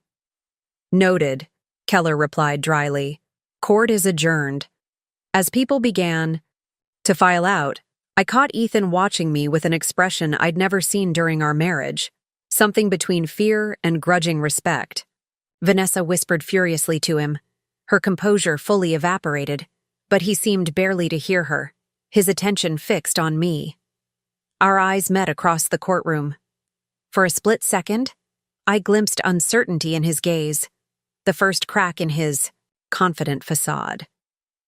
Then Vanessa tugged his arm sharply, breaking the connection as they followed Dyer toward the exit. That went well, Frost observed quietly as we gathered our materials. Better than expected. They seemed rattled, I noted, especially during the discussion about the ledger. A fabrication, obviously, but it tells us something interesting about their strategy. They're fishing, I concluded. They don't actually know what documents exist. They're hoping to gain access to the backup data to find something, anything they can use. Frost nodded. Exactly. Which means they're operating with less information than they want us to believe. As we left the courtroom, a court officer approached with an envelope. Ms. Hartford, this was left for you at security. I accepted it cautiously, waiting until we reached a private alcove before opening it. Inside was a single sheet of paper with a typed message. The breach was only their first attempt. Hargrove is calling in favors. Watch for Barrett McCormick. They're cleaner when legal channels fail. F. Frank, I murmured, showing the note to Frost. Who's Barrett McCormick? Frost's expression darkened. Former Special Forces, now works as a consultant for certain powerful interests. He specializes in resolving problematic situations through means that don't appear in any legal textbook. A fixer, I translated. More accurately, a hammer. If they're bringing in McCormick, they're abandoning subtlety for brute force. I folded the note carefully, slipping it into my pocket alongside the chess queen that had become my talisman. What's our next move? Frost checked his watch. We need to coordinate with the federal investigators. The two men arrested last night are already talking, hoping for reduced charges. If we can formally connect them to Ethan or Vanessa, we gain significant leverage. And Senator Hargrove? That's complicated. Frost lowered his voice further. Your father was building a case against him very carefully. The evidence on Frank's drive is compelling but would be challenging to introduce properly in court. Because of how it was obtained? Partly. There's also the matter of Hargrove's influence. Judges, prosecutors, even FBI directors can find their careers suddenly derailed if they target someone of his stature without airtight evidence. As we walked toward the exit, I noticed a distinguished older man observing us from near the courthouse. Steps. Gray-haired, impeccably dressed in a tailored suit, he had the confident bearing of someone accustomed to authority. Frost, I said quietly. Don't look now, but is that... Senator Hargrove himself, Frost confirmed, maintaining his casual pace, making his presence known, a warning. The senator watched us with calm interest, making no attempt to approach or speak. His message was delivered simply by being there, a reminder of his reach and influence. As we passed, he inclined his head slightly in my direction, the gesture somewhere between acknowledgement and challenge. I returned the nod, keeping my expression neutral despite the chill that ran through me. Outside, safely in Frost's car, I released a breath I hadn't realized I was holding. He's not even trying to maintain distance. He wants us to know he's involved. Power often breeds arrogance, Frost replied, starting the engine. Men like Hargrove believe themselves untouchable. They flaunt their connections because it usually intimidates opponents into backing down. I'm not backing down, I said firmly. Frost glanced at me, a hint of approval in his eyes. No, you're not. Which is why we need to accelerate our timeline. Hargrove's open involvement changes the dynamics considerably. He pulled into traffic, heading not toward Hartford Estate but in the direction of the federal building downtown. I have a contact in the U.S. Attorney's office, Someone your father trusted. If we move quickly, we might be able to use today's victory to create a more significant opportunity. What kind of opportunity? The kind that could give us access to resources and protections otherwise unavailable to private citizens. The kind that could level the playing field against someone like Hargrove. I understood. We had won a skirmish in court today, but the larger battle required allies with authority matching our opponents. If we could convince federal prosecutors to formally investigate the conspiracy my father had uncovered, we would gain the backing of an institution even Hargrove would hesitate to challenge directly. As we drove, I reviewed the morning's events. Judge Keller's ruling had prevented Ethan and Vanessa from accessing Hartford Legal's data, but it was a defensive victory at best. To truly protect my father's legacy and bring his enemies to justice, we needed to shift from defense to offense. Frank's warning about Barrett McCormick suggested that our opponents were already making that transition. Having failed through legal channels and cyber intrusion, they were escalating to methods that would leave no paper trail. The chess queen in my pocket seemed to grow heavier with the realization. In chess, the transition from opening to middle game often requires sacrificing the defensive position to create attacking opportunities. My father had taught me to recognize when that moment arrived, when protection must give way to calculated aggression. That moment had come. The path forward was suddenly clear, not through continued legal maneuvering, but through direct confrontation with the forces that had targeted my father. Senator William Hargrove had shown his face today, confident in his untouchability. My father had spent years gathering evidence against him, building a case piece by meticulous piece.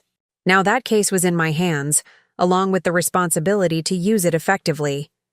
"I'm ready," I told Frost as the federal building came into view, its American flag snapping in the autumn breeze.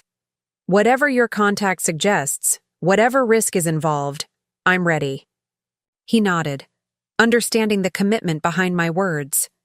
Your father would be proud. As we parked, my phone chimed with a text from an unknown number. Tonight.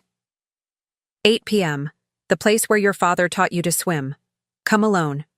Last chance for peaceful resolution. Ethan, reaching out separately from Vanessa.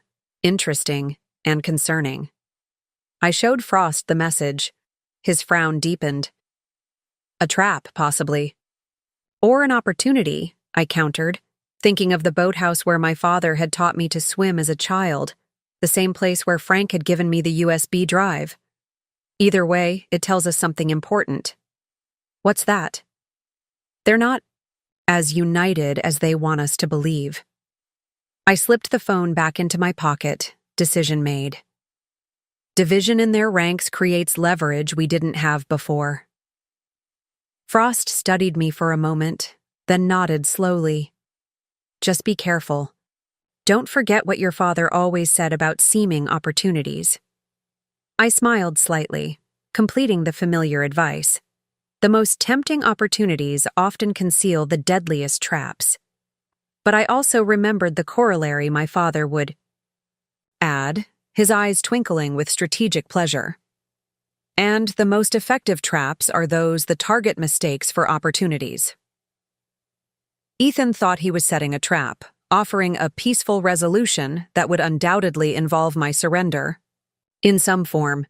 He didn't realize he was providing exactly what we needed, a chance to drive a wedge between him and his co-conspirators, to extract information that could strengthen our position with federal authorities. As we walked into the federal building, I felt a subtle shift in my perspective, from reacting to their moves to anticipating them, from defending against their attacks to planning my own. The path forward had appeared, unexpected but clear. Tonight's meeting with Ethan would be a gamble, but one with potential rewards that justified the risk. If I played it correctly, I might gain not just information, but a strategic advantage that would alter the course of this battle.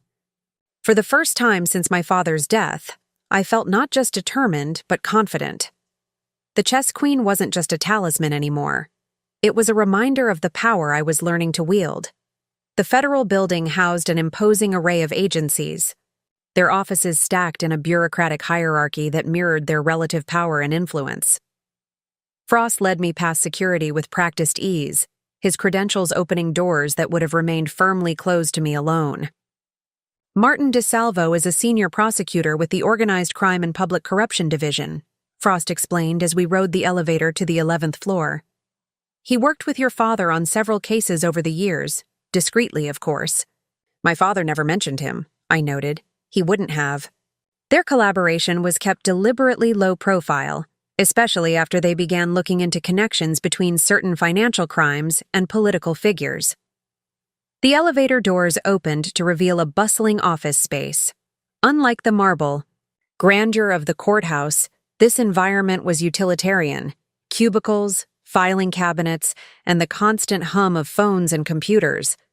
No mahogany panels or leather chairs here, just the industrial machinery of federal law enforcement. DeSalvo met us in a small conference room, closing the door firmly behind us. In his early 50s, with salt and pepper hair cropped close to his scalp and eyes that seemed to catalog every detail, he projected quiet competence rather than intimidation. "Ms. Hartford," he greeted me, his handshake firm but not aggressive. "I wish we were meeting under better circumstances. Your father was a remarkable man." "Thank you," I replied, noticing the genuine respect in his voice. "Mr. Frost says you worked with him." DeSalvo nodded, gesturing for us to sit. "For the past 4 years, your father has been providing evidence related to what we believe is a sophisticated financial crime network operating within estate planning circles." "Operation Safeguard," I said. His eyebrows rose slightly. "You're familiar with the operation?" "I've been reviewing my father's files since his death. I know he was tracking a group that infiltrates estate planning firms to access confidential client information." DeSalvo exchanged a glance with Frost before continuing. "What you may not know is that this isn't just about wealth extraction. The organization uses the intelligence gathered from these firms to manipulate markets, influence political decisions, and blackmail key figures in finance and government." "Including Senator Hargrove?" I ventured. DeSalvo's expression remained carefully neutral. "I can't comment on specific targets of ongoing investigations." "Senator Hargrove was at the courthouse this morning," I pressed, making sure I saw him. "That's concerning," DeSalvo admitted, "and consistent with his reputation for intimidation tactics." Frost placed a small encrypted drive on the table. "We've obtained additional evidence that may advance your investigation significantly. This contains documentation linking several key players, including detailed financial records and communication logs." DeSalvo eyed the drive with professional interest. "Source?" "Frank Donovan," I supplied. "He claims he was working with my father as a double agent in the final year before his death." DeSalvo's carefully maintained neutrality slipped momentarily, revealing surprise. "Donovan flipped? That wasn't in any of our briefings." "My father kept that information compartmentalized," Frost explained. "If Donovan's cooperation became known, his value as an insider would have been compromised." "And you've verified this evidence?" DeSalvo asked, making no move to touch the drive. "Preliminary review only," Frost replied.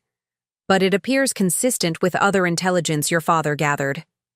Most importantly, it identifies the leadership structure that has remained elusive until now." DeSalvo leaned back, considering this information. "I'll need to run this through proper channels. Evidence obtained through potentially questionable means presence challenges for prosecution." "We understand," I said. "But given recent developments, including the attempted breach at Hartford Legal and direct intimidation tactics, we believe time is of the essence." DeSalvo studied me for a moment. "Ms. Hartford, I appreciated your father's methodical approach to building this case. He understood the risks of moving too quickly against powerful individuals without absolutely airtight evidence. My father had the luxury of anonymity," I countered. "They didn't know he was investigating them until the very end. I don't have that advantage. They're targeting me directly now.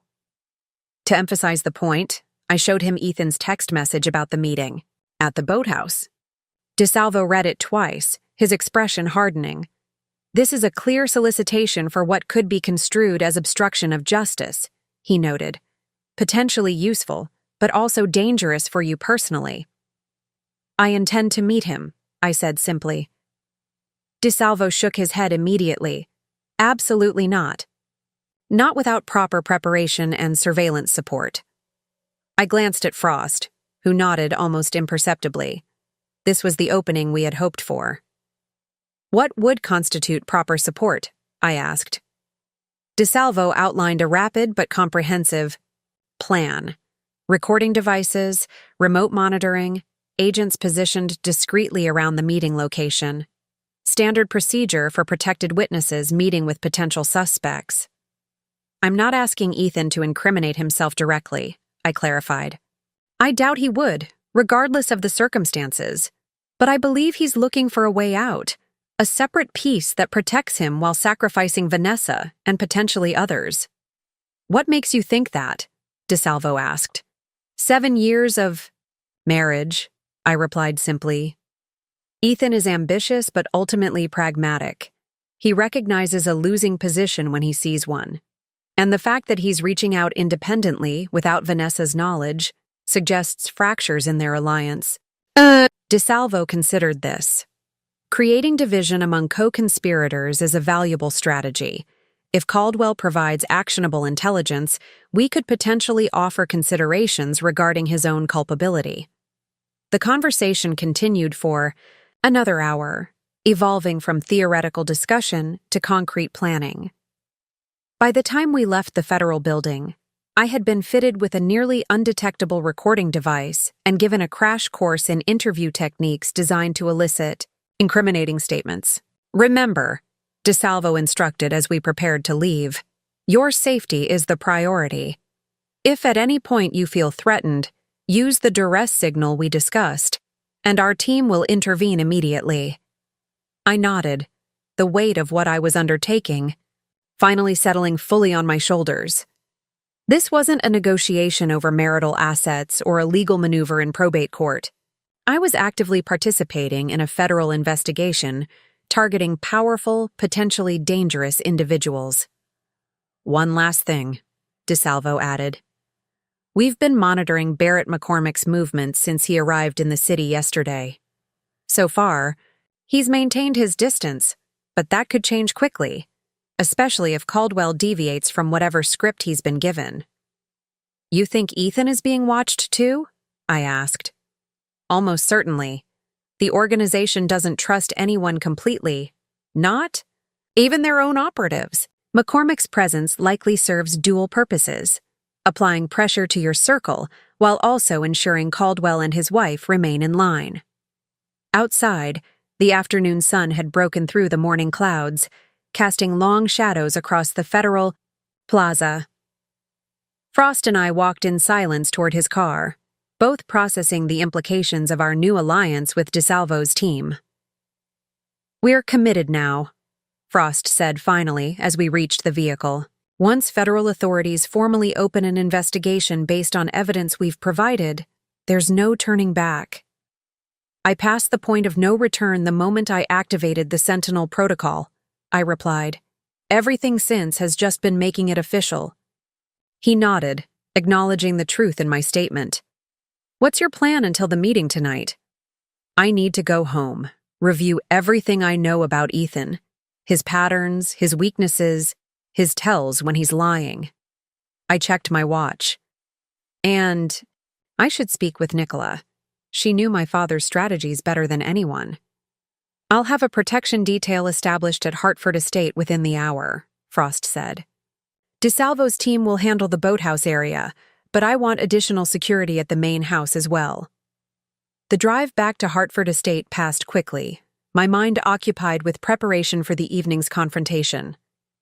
I mentally cataloged everything I knew about Ethan, both from our marriage and from what I had learned since discovering his involvement in the conspiracy.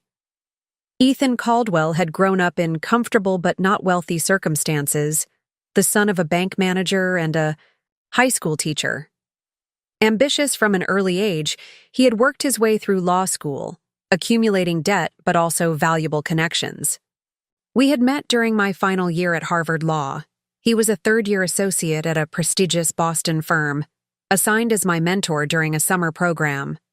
Our courtship had been swift, our marriage seemingly solid. For 5 years, we had been the perfect professional couple, hosting dinner parties for colleagues, vacationing in the right locations, building our respective careers. The first cracks appeared when I declined a partnership track at his firm, choosing instead to work with my father at Hartford Legal. Ethan had never understood my dedication to my father's practice, viewing it as a step down from the high stakes corporate law he preferred. In retrospect, his increased distance after that decision made more sense. Had he married me primarily for my connections to my father's firm? Had he been recruited by the organization even then, tasked with gaining inside access through me? The divorce had come as a shock, not just Ethan's affair with Vanessa, but the cold efficiency with which he had dismantled our shared life. He had calculated every move, from the timing of his announcement to the division of assets. I had been too hurt at the time to recognize the strategic thinking behind his actions. Now I needed to use that same analytical understanding of his character to prepare for tonight's meeting. What did Ethan truly want? What leverage did I have that could compel his cooperation? At Hartford Estate, I found Nicola waiting in the library, surrounded by files and a laptop displaying what appeared to be financial records. "You've been busy," she observed as I entered. "Productive morning," I confirmed, pouring myself coffee from the pot Corinne had left. "Court ruled in our favor on the emergency petition. Then we met with federal prosecutor Martin DeSalvo." Nicola closed her laptop. "Your father mentioned DeSalvo occasionally. Good man, by all accounts." "He seems to be. He's providing support for a meeting I'm having tonight with Ethan." Her eyebrows rose. "Ethan reached out?" I showed her the text message. She read it carefully before handing the phone back. "A trap, obviously," she concluded. "Obviously," I agreed, "but potentially useful nonetheless. What's your objective?" I considered the question. "Information, primarily. Ethan knows more than he's revealed about the organization's structure and plans. If I can create enough doubt about his position within their hierarchy, he might be willing to provide intelligence to save himself." Nicola nodded approvingly. "Your father always said leverage comes from understanding what the other party truly values. What does Ethan value most?" "Himself," I replied without hesitation. "His comfort, his status, his future prospects. He's not ideologically committed to the organization. He's an opportunist who saw a path to wealth and influence." "Precisely. And opportunists can always be turned when a better opportunity presents itself." Nicola tapped a folder on the table beside her. "I've been reviewing the financial trails your father documented. Ethan has been well compensated for his participation, but he's not among the primary beneficiaries." She opened the folder, revealing complex diagrams tracking money flows through various shell companies and offshore accounts. "See here, Vanessa's financial connection runs deeper. She's been involved longer and has direct ties to entities controlled by Senator Hargrove's inner circle." I studied the documents, seeing the pattern emerge. She recruited him, not the other way around. Almost certainly, their relationship likely began as a professional recruitment that evolved into a personal connection, or at least the appearance of one. This aligned with what I had observed in court. Vanessa had seemed to be directing Ethan, not partnering with him as an equal. Their whispered disagreements suggested a hierarchy I hadn't fully appreciated. "So Vanessa is Ethan's handler," I mused, "which means she reports to someone higher up, possibly directly to Hargrove. That would be consistent with what your father uncovered about their organizational structure. They operate in cells, with handlers managing small groups of assets who often don't know the full scope of operations. I considered this information, mentally adjusting my approach for the evening's meeting. If Ethan is lower in the hierarchy than Vanessa, he may not have access to the most damaging information. But he likely knows enough to implicate others, including Vanessa herself, Nicola pointed out. And sometimes foot soldiers make the best witnesses precisely because they can testify to receiving orders without being implicated in planning the criminal enterprise. We spent the next several hours reviewing documents, developing questions, designed to extract maximum information while revealing minimum strategy, and practicing various approaches depending on Ethan's initial positioning. By late afternoon, DeSalvo's team had established surveillance around the boathouse and provided me with final instructions for the meeting. Frost had arranged additional security for the main house, with armed guards positioned discreetly around the property. As evening approached, I changed into practical clothing, similar to what I had worn for my previous boathouse meeting with Frank. Dark jeans, boots, and a sweater that would conceal the recording device while allowing freedom of movement if quick action became necessary. In my father's study, I stood before the chess set one last time, contemplating the board. The Black Queen remained in my pocket, my talisman throughout this ordeal. I selected another piece, a white knight, and slipped it into my other pocket. The knight's unique movement pattern had always fascinated me as a child, its ability to jump over other pieces, creating opportunities invisible to opponents focused only on direct lines of attack. Tonight, I would need that same ability to approach from unexpected angles, to bypass Ethan's defenses and create an opening he wouldn't anticipate. As the sun began to set, casting long shadows across the manicured grounds of Hartford Estate, I made my final preparations. The recording device was tested, the duress signal rehearsed, the emergency protocols committed to memory. Whatever Ethan's true intentions, whether genuine outreach or elaborate trap, I was as prepared as possible for the confrontation ahead. The game had reached a critical juncture, with pieces positioned for a sequence that would fundamentally alter the board. I left through the kitchen door, nodding to Corinne, who watched with worried eyes but said nothing. She had witnessed enough of the Hartford family's battles over the years to understand that some confrontations couldn't be avoided, only faced with whatever courage one could muster. The path to the boathouse stretched before me, security lights, activating automatically as I walked. Somewhere in the shadows, federal agents maintained their silent vigil, ready to intervene if necessary. The knowledge of their presence was reassuring, but ultimately, this meeting would come down to the same elements that had defined my relationship with Ethan from the beginning: perception, manipulation, and the careful calibration of truth against advantage. By the time I reached the edge of the woods, with the boathouse visible through the trees, I had achieved a state of focused calm. The pieces were in motion, the strategy set. Now it was time to play the game to its conclusion, whatever that might be. The boathouse loomed before me, silhouetted against the darkening sky. A light glowed from within, warm against the gathering dusk.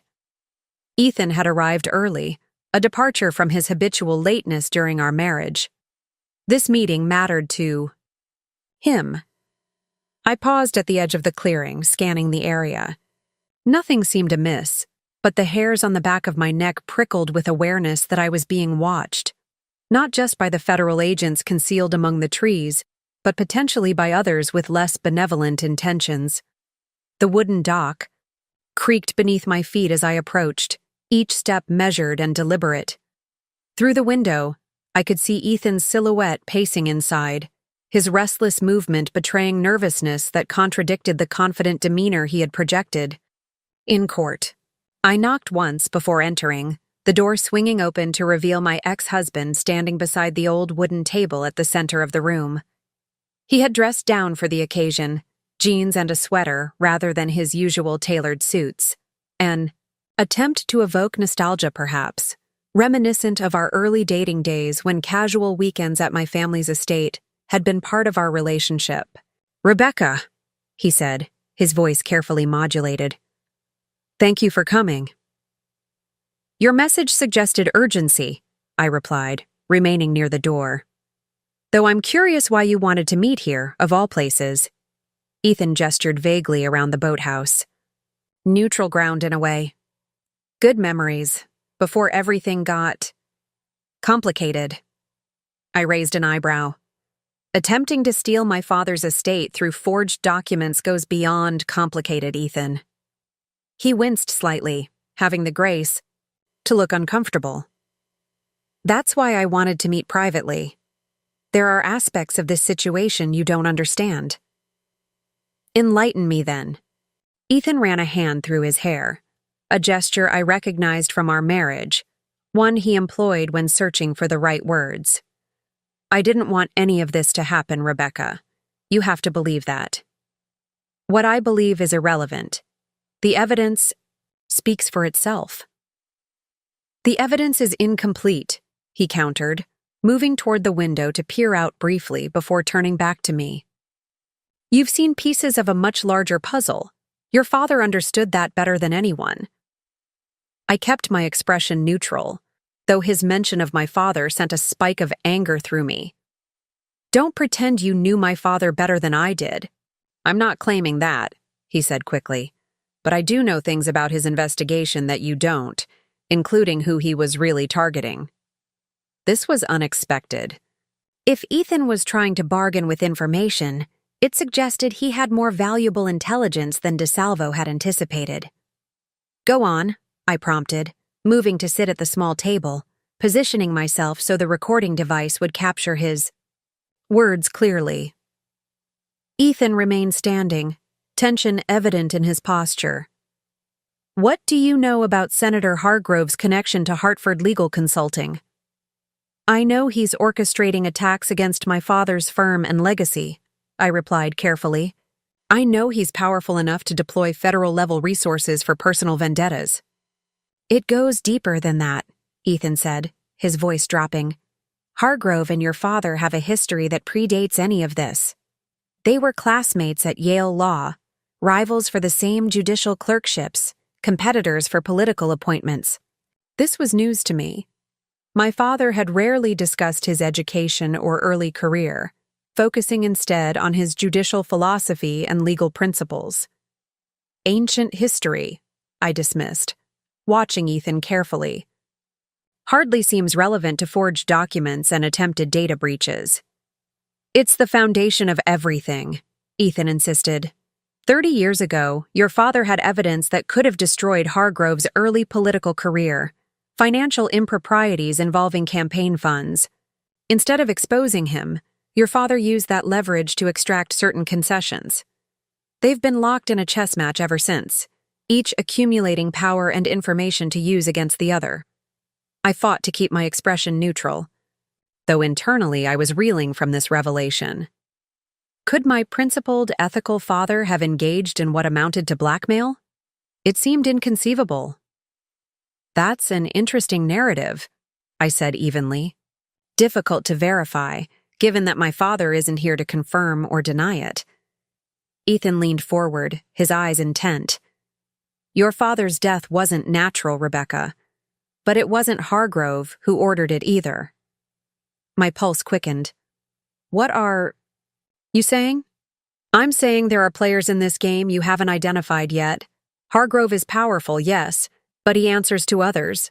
People whose names never appear on documents, whose influence extends across industries and national boundaries." "And you know who these people are?"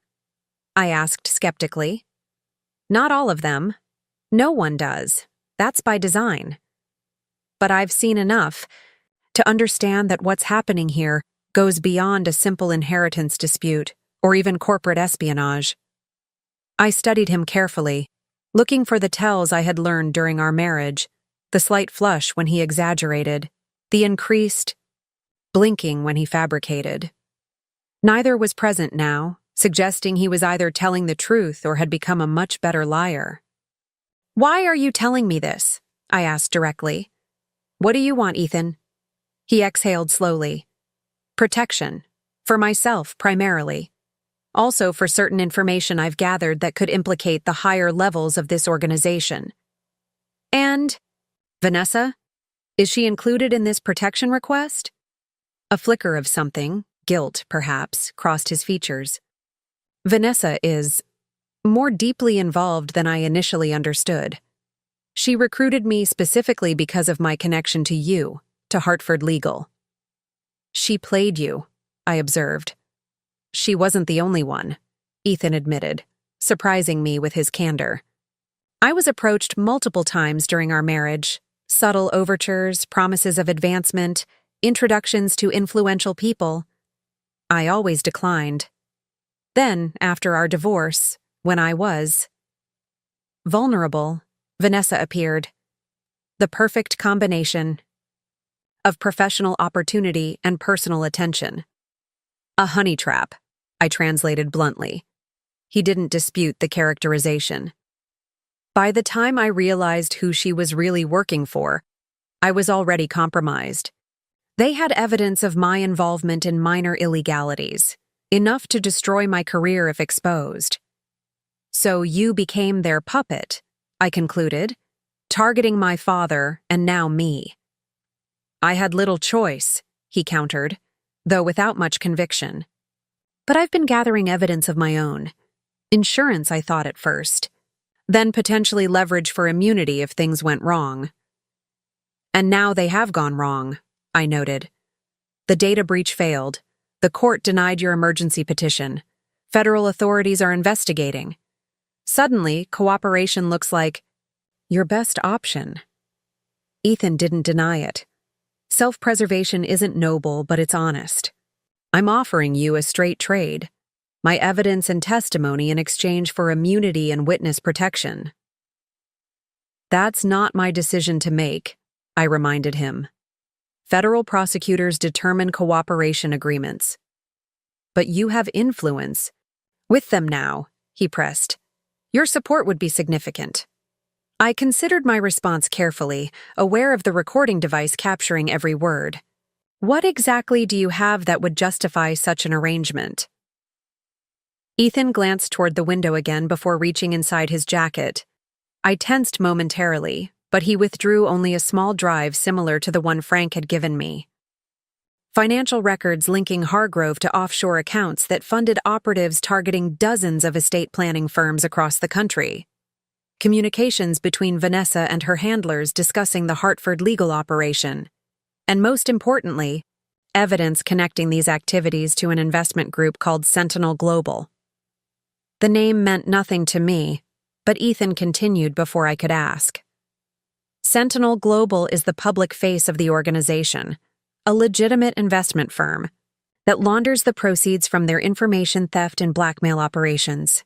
Their board includes former intelligence officers, banking executives, and silent partners represented only by lawyers. He placed the drive on the table between us. "Everything I've managed to collect is here. Bank transfers, emails, meeting recordings. Enough to initiate serious investigations, if not secure immediate indictments." I made no move to take the drive. "And in exchange, you want what, specifically?" "Written assurance from federal prosecutors that my cooperation will be taken into consideration, relocation and identity protection after I testify, and your word that you'll support these terms when speaking with the authorities." "My word," I repeated, unable to keep a hint of bitterness from my voice. "You're asking for my word after everything you've done." Ethan had the decency to look ashamed. "I know I have no right to ask for your trust, but I'm not doing this just to save myself. There are aspects of this conspiracy your father was only beginning to uncover, operations targeting judicial nominations, market manipulations, even election interference. Pretty altruistic for someone who admits to being motivated by self-preservation," I observed. "People can have multiple motivations," he countered. "Yes, I want to avoid prison, but I also want to undo some of the damage I've caused. Your father was a good man, Rebecca. He didn't deserve what happened to him. The sincerity in his voice caught me off guard. During our marriage, Ethan had always maintained a certain emotional distance, treating vulnerability as weakness. This open admission of regret seemed genuine, or a remarkably convincing performance. What exactly do you know about my father's death? I asked directly. Ethan hesitated, clearly weighing his words. I don't have direct evidence linking specific individuals to his death. What I do know is that 3 days before he died, Vanessa received an encrypted message from her handler. I only saw a fragment of it. Hartford problem requires immediate resolution. And you didn't think to warn him? The accusation slipped out before I could contain it. I didn't make the connection until afterward, he replied, his voice strained. I had no reason to think they would. I never imagined they would go that far. Whether this was truth or carefully crafted deception, I couldn't be certain. But the recording would allow DeSalvo's team to analyze his statements for inconsistencies, to cross-reference his claims against other evidence. I need time to consider this, I said finally, and to consult with appropriate authorities about potential cooperation arrangements. Ethan nodded, seemingly relieved that I hadn't dismissed his offer outright. I understand, but we don't have much time. If Vanessa or her handlers suspect I've reached out to you independently, my leverage, and possibly my life, will be forfeit. How long do you have before your absence tonight raises suspicions? I told Vanessa I was meeting with a potential witness who might support our claim. She expects me back at the hotel by 10. I checked my watch, nearly 9, giving us an hour before his cover story expired. Where is Vanessa now? Meeting with legal consultants downtown. At least that's what she told me. In reality, she's probably reporting to her handler about our next steps following the court ruling this morning. This aligned with surveillance. Reports DeSalvo had shared earlier. Vanessa had been observed entering an office building owned by a subsidiary of Sentinel Global. I stood, decision made. I'll contact my representatives. If they're interested in your cooperation, you'll hear from them within 24 hours. Relief washed across Ethan's features. Thank you, Rebecca. Don't thank me yet, I cautioned. If your information proves valuable and verifiable, it may help your situation. If you're withholding anything or attempting manipulation, it will only make things worse. He nodded solemnly. I understand. As I turned to leave, Ethan spoke, again, his voice softer. For what it's worth, I am sorry. Not just for this, but for how our marriage ended. You deserved better. I paused at the door, not turning back. Yes, I did. Without waiting for his response, I stepped outside into the cool evening air. The dock's wooden planks creaked beneath my feet as I walked away, leaving Ethan alone in the boathouse with his regrets and calculations. 20 yards into the trees, a figure materialized from the shadows. One of DeSalvo's agents, maintaining a discreet perimeter around the meeting site. All clear, he murmured into his communication device. Subject is returning now. I continued. Along the path toward the main house, my mind processing the revelations from Ethan's surprising confession. If even half of what he claimed was true, the conspiracy extended far beyond what my father's files had documented, reaching into realms of power and influence that made Senator Hargrove merely a lieutenant in a much larger operation. The chess pieces were moving faster now, positions shifting in ways I hadn't anticipated. Ethan's apparent defection created new possibilities, but also new risks. If his handlers discovered his betrayal, they would move aggressively to contain the damage, potentially, endangering everyone connected to this investigation. Back at the main house, I found DeSalvo waiting in my father's study, having monitored the entire conversation remotely. His expression was thoughtful as he removed his headphones. Your ex-husband is either the most valuable witness we could hope for, or an exceptionally skilled manipulator, he observed as I entered. He's always been both, I replied, sinking into my father's chair. The question is whether his information justifies the protection he's seeking. DeSalvo nodded, already typing notes on his laptop. We'll analyze the drive contents immediately. Cross-reference against known operations. If his claims about Sentinel Global check out, it could provide the organizational framework we've been missing. And if he's playing me?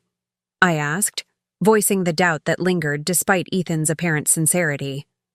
Then he's overplayed his hand, DeSalvo replied simply. Everything he shared tonight is now evidence, regardless of his future cooperation. I nodded, finding some comfort in that assessment. Whether Ethan was genuinely seeking redemption or merely securing his own escape route, the information he had provided brought us one step closer to understanding the forces that had targeted my father. As DeSalvo coordinated with his team, I found myself standing before the chessboard again, contemplating the pieces in their frozen tableau. The white knight, representing Ethan's unexpected move, remained in my pocket, its position on the board now uncertain. Was he truly switching sides, or merely repositioning for a more advantageous attack? Whatever his ultimate motives, tonight's confrontation had revealed vulnerabilities in the opposing forces, divisions and uncertainties that could be exploited. Ethan's apparent break with Vanessa and her handlers created an opening, a weakness, in their previously unified front. In chess, such fractures often preceded the decisive sequence that led to checkmate. The game was accelerating toward its conclusion, the pieces aligning for the final confrontation. And for the first time since my father's death, I felt not just determination but genuine confidence that justice might finally be within reach. Dawn broke over Hartford Estate with a thin, pale light filtering through morning fog. I hadn't slept, spending the night with DeSalvo and his team as they analyzed the contents of Ethan's drive. The library had been transformed into an impromptu command center with laptops, secure communication equipment, and federal agents working in quiet efficiency. Ms. Hartford, DeSalvo called, gesturing me toward his workstation. You should see this.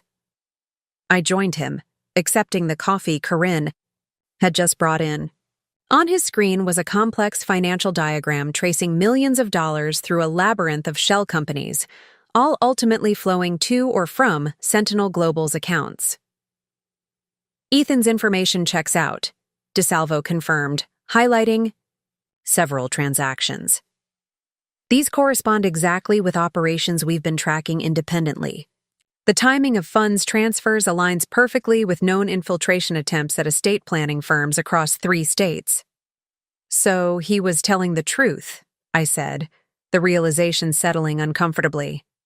Having spent weeks viewing Ethan as an enemy, the possibility that he might now be an ally required a mental adjustment I wasn't entirely prepared to make. About the financial operations, yes, DeSalvo qualified. We're still verifying his claims regarding the organizational structure and Vanessa's role as his handler. Another agent approached, handing DeSalvo a folder. Sir, we've confirmed the communication about the Hartford problem 3 days before Judge Hartford's death. It came from a secure server we've previously linked to Sentinel Global executives. DeSalvo's expression darkened as he reviewed the document. This changes our approach significantly. If we can establish that Victor Hartford's death was not natural, this becomes a homicide investigation with all the additional resources and authority that entails. I gripped my coffee cup tighter. You believe my father was murdered? We're gathering evidence, DeSalvo replied carefully. At minimum, we now have reasonable suspicion to justify exhumation and a more thorough autopsy. The clinical discussion of my father's body being disturbed for forensic examination struck me with unexpected force. I had been so focused on protecting his legacy and seeking justice that I hadn't fully processed the implications of what Ethan had suggested, that my father's death had been deliberately caused. How would they have done it? I asked, needing to understand. The medical examiner found nothing suspicious. There are methods that can induce cardiac events while leaving minimal traces, one of the forensic specialists explained. Certain toxins mimic natural heart failure but metabolize quickly, becoming undetectable in standard examinations. DeSalvo turned to me. We'll need your formal consent for the exhumation. It's not a decision to make lightly. Do it, I said without hesitation. If someone had taken my father's life, I wanted concrete evidence, not just suspicion. Whatever it takes to find the truth. As DeSalvo made arrangements for the necessary legal paperwork, a commotion at the library entrance drew our attention. Frost entered, his typically composed demeanor replaced by urgent concern. "We have a situation," he announced, nodding to DeSalvo before turning to me. Ethan Caldwell never returned to his hotel last night. The implications hit me immediately. Vanessa realized he met with me. It appears so. Hotel security footage shows her leaving shortly after 9, approximately when your meeting with Ethan was taking place. She returned alone around midnight, clearly agitated. This morning, she checked out abruptly, claiming a family emergency. DeSalvo was already on his phone, issuing rapid instructions to mobilize resources. "Get me all traffic camera footage between the Hartford estate and the Hotel Peninsula. Alert TSA about Vanessa Caldwell. She may attempt to flee. And send a team to the boathouse immediately to check for any evidence we missed last night." I thought back to Ethan's departure after our meeting. He had seemed relieved, even cautiously optimistic about the protection arrangement he sought. Had he walked directly into danger after leaving me? Could he have run? I suggested, though, without much conviction. Decided to disappear before making any formal deal with authorities? Frost shook his head. His passport is still in the hotel safe. No unusual financial transactions from his accounts. His car remains in the hotel garage. He wouldn't leave without some kind of preparation, I agreed, knowing Ethan's methodical nature. And if he feared Vanessa had discovered his betrayal, he would have contacted us. Unless he couldn't. The unspoken possibility hung in the air, growing more probable, with each failed attempt to locate him. By mid-morning, the situation had evolved from concerning to alarming. Federal agents had found traces of blood in the woods between the boathouse and the main road. Not conclusive proof of violence against Ethan, but enough to elevate the urgency of the search. Vanessa had successfully evaded surveillance, her trail going cold at a private airfield 20 miles outside the city. Flight records indicated a charter jet had departed for the Cayman Islands, though whether she had been aboard remained unconfirmed. "She's running," DeSalvo concluded during our status update. "The question is whether she's running from potential arrest or from her own handlers who might blame her for Ethan's defection." The answer came unexpectedly at 11:42 a.m., when my phone rang with an unknown number. I answered on speaker, with DeSalvo and Frost listening intently. "Rebecca Hartford." Vanessa's voice was tightly controlled, all traces of her previous smugness erased by what sounded like genuine fear. "Are federal agents with you now?" I glanced at DeSalvo, who nodded, for me to continue. "Yes." "Good. I need to negotiate terms immediately. I have information about your father's murder and about Sentinel Global's operations that goes far beyond anything Ethan could have provided." DeSalvo signaled for the call to be traced, writing quickly on a notepad. "Keep her talking. Get specifics." "Why should I believe you?" I asked. "You've done nothing but lie and manipulate since you entered my life." "Because right now, I'm the only person who knows where Ethan is being held," she replied. "And if I don't check in with certain parties within the hour, your ex-husband will be killed." The blunt statement sent a chill through the room. DeSalvo wrote another note. "Ask for proof of life." "How do I know Ethan is still alive?" I demanded. "You'll have to take my word until I'm sure of my own safety," Vanessa countered. I want full immunity, witness protection, and relocation outside the country. In exchange, I'll provide everything: names, dates, operational details, financial records far more extensive than what Ethan had access to. DeSalvo wrote, "Location? Where is she?" "Where are you now, Vanessa?" I asked, following his lead. "Somewhere safe for the moment.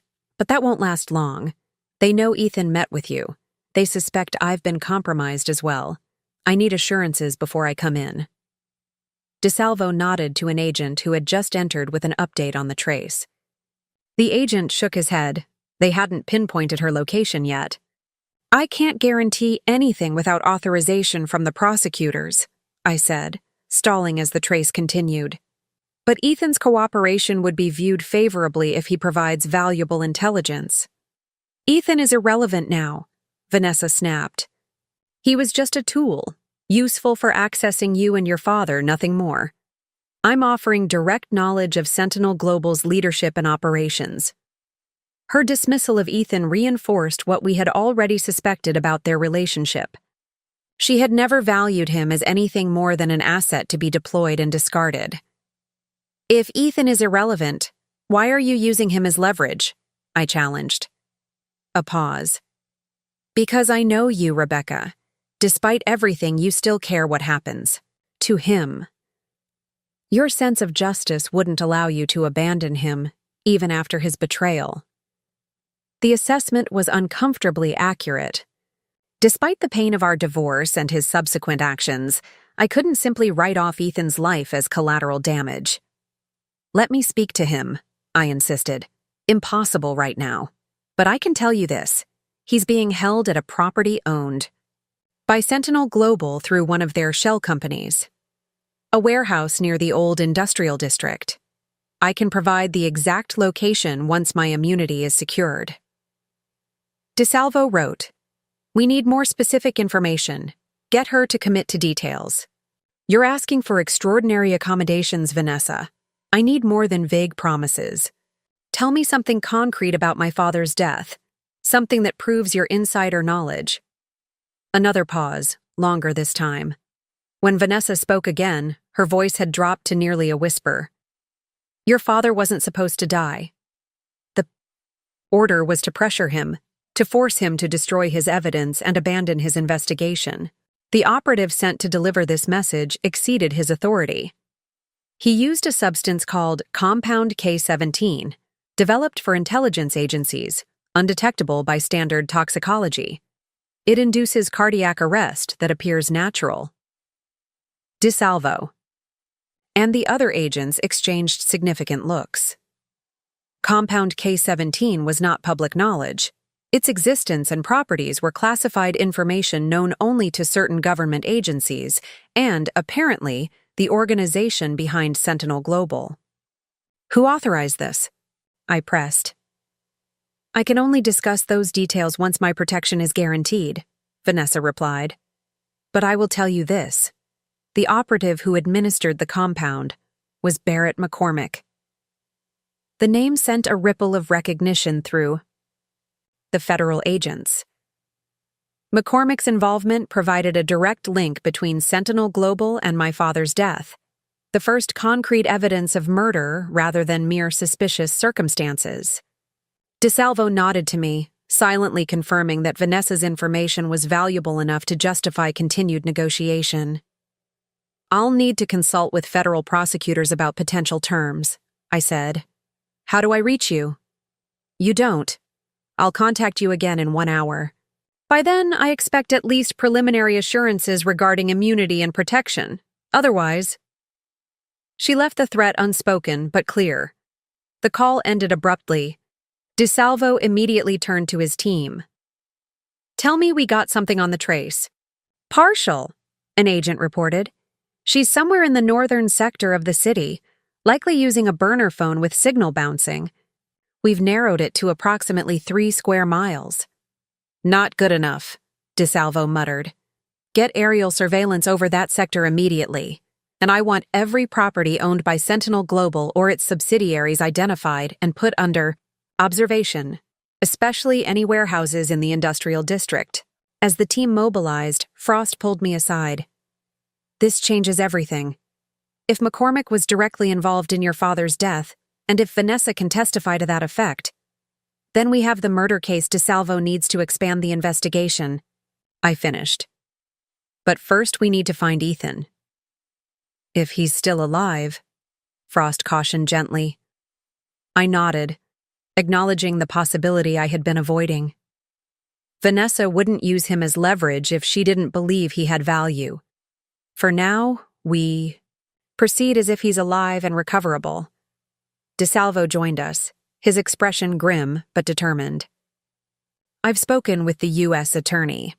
Given the new information about Compound K-17 and McCormick's involvement, they're prepared to discuss immunity parameters for Vanessa, with significant conditions and restrictions.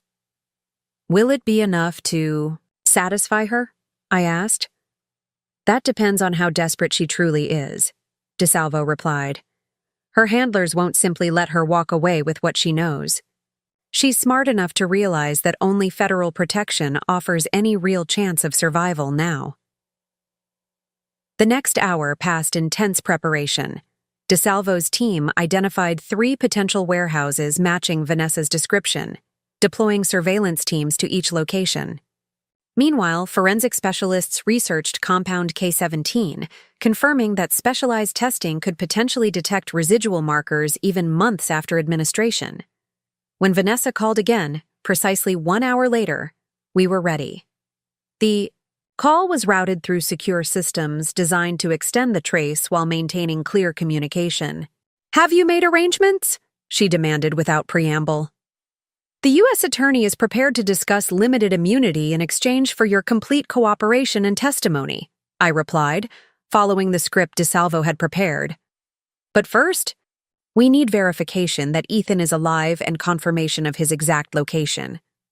"No verification until I'm secure," Vanessa insisted. "I'm exposed every moment I remain in contact." DeSalvo passed me a note. "They've narrowed her location. Keep her talking." "Vanessa, you approached me. You're asking for extraordinary accommodations based on the value of your information. But so far, you've provided only enough to prove you have some insider knowledge, not enough to justify full immunity." Her frustration was palpable even through the phone. "What more do you want? I've already implicated McCormick in your father's murder." "Tell me about Senator Hargrove's role," I pressed. "Ethan mentioned a history between him and my father dating back decades." A brief silence. "Hargrove is merely a facilitator, influential but not irreplaceable. The true power lies with the board." "What board?" "Sentinel Global's shadow leadership, 7 individuals who direct operations globally. Your father had identified 3 of them before his death." DeSalvo nodded encouragingly as the trace continued. Each piece of information Vanessa provided not only extended the trace, but also gave us leverage for future negotiations. "Why target estate planning firms specifically?" I asked, genuinely curious about the strategy behind their operations. "Follow the money," Vanessa replied. "Estate planners for the ultra-wealthy know everything. Offshore accounts, hidden assets, blackmail material kept for leverage. It's not just about financial gain, it's about power and control. Information that can influence judges, regulators, politicians." DeSalvo suddenly straightened, excitement visible in his eyes as he received an update from his team. He wrote quickly, "We have her location. Warehouse number 2 shows thermal signatures consistent with multiple individuals. Understanding the message, I shifted tactics. I believe you, Vanessa. The U.S. attorney has authorized me to offer conditional immunity pending your full cooperation and testimony, but we need to move quickly. Where can we meet?" Her relief was audible. "There's a self-storage facility on Westbrook Avenue, Unit 247. I'll be there in 30 minutes. Come alone. Just you and federal agents. No local police." "I'll be there," I promised. As I ended the call, DeSalvo was already mobilizing his team. "We've located her at the Northside Marina, likely on a boat.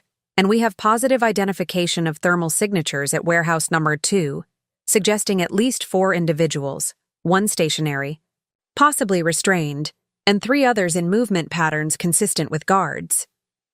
Ethan, I said, certain now that Vanessa had been telling the truth about his captivity, if not her willingness to help rescue him. Most likely, DeSalvo agreed. We're deploying tactical teams to both locations simultaneously. The Marina team will apprehend Vanessa before she realizes we've tracked her. The warehouse team will secure the building and extract any hostages. What do you need from me? I asked, ready to assist however necessary. Stay here, where it's secure. DeSalvo instructed. If anything goes wrong at either location, this could escalate quickly. Your safety remains a priority. Despite understanding the logic, I bristled at being sidelined at this critical juncture. This is my fight too. My father's legacy, my ex-husband's life at stake. DeSalvo considered me for a moment. You can monitor the operations from our command vehicle, but you remain outside the tactical perimeter. That's the most I can offer. It wasn't ideal, but it was better than being left behind entirely. Agreed. As the teams prepared for simultaneous raids, I found myself returning to the chessboard in my father's study one last time. The game had accelerated beyond my initial expectations, pieces moving rapidly toward what promised to be a dramatic conclusion. Vanessa's betrayal of her handlers, Ethan's capture, McCormick's direct implication in my father's murder. Each development shifted the board in unexpected ways.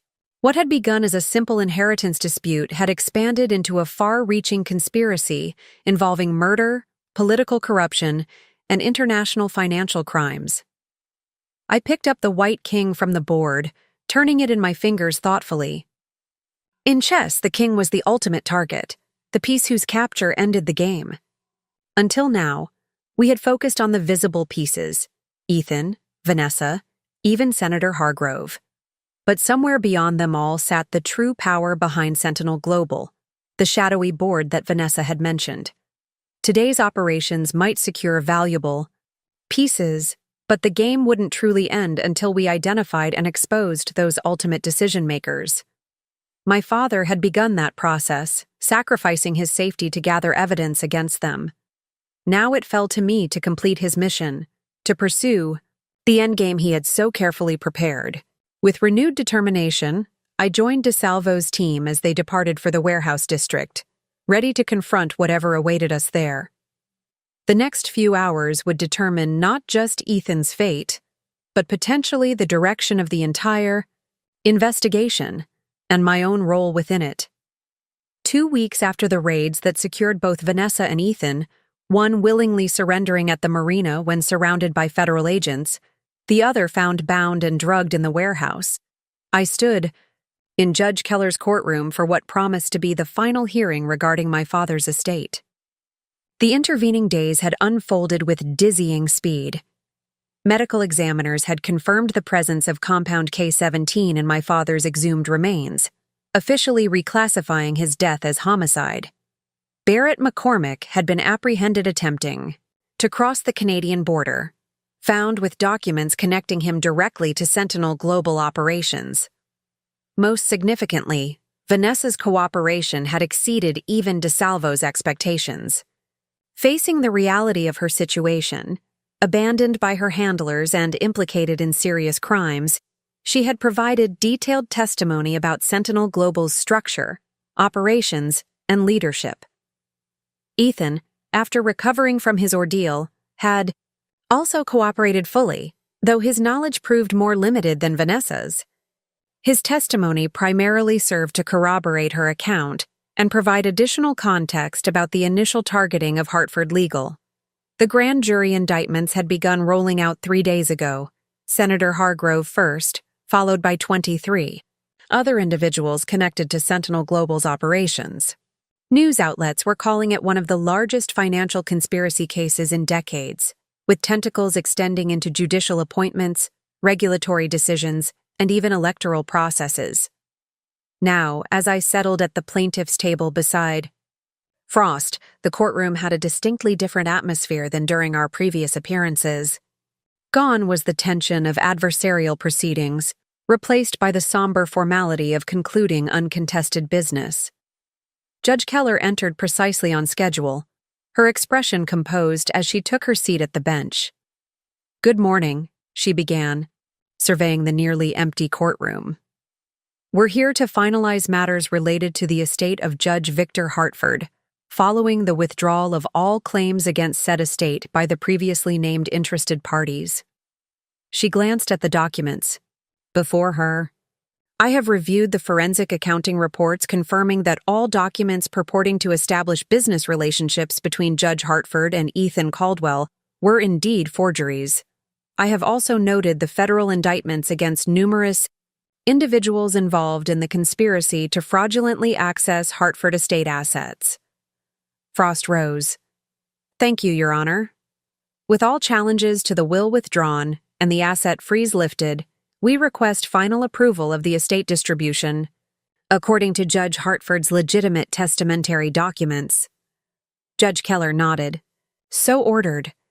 Ms. Hartford, as sole beneficiary and executor, you are hereby authorized to proceed with all distributions and transfers as outlined in your father's will."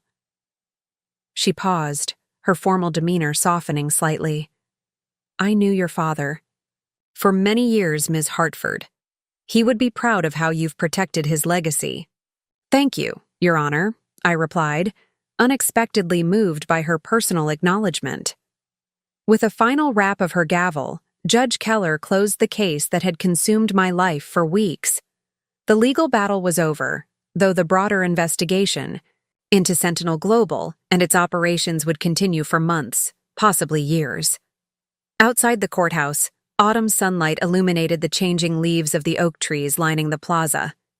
Frost walked beside me in companionable silence until we reached the bottom of the steps. "So," he said finally, "what comes next for you?" It was a question I had been considering deeply during the quieter moments between depositions, evidence, reviews, and security briefings.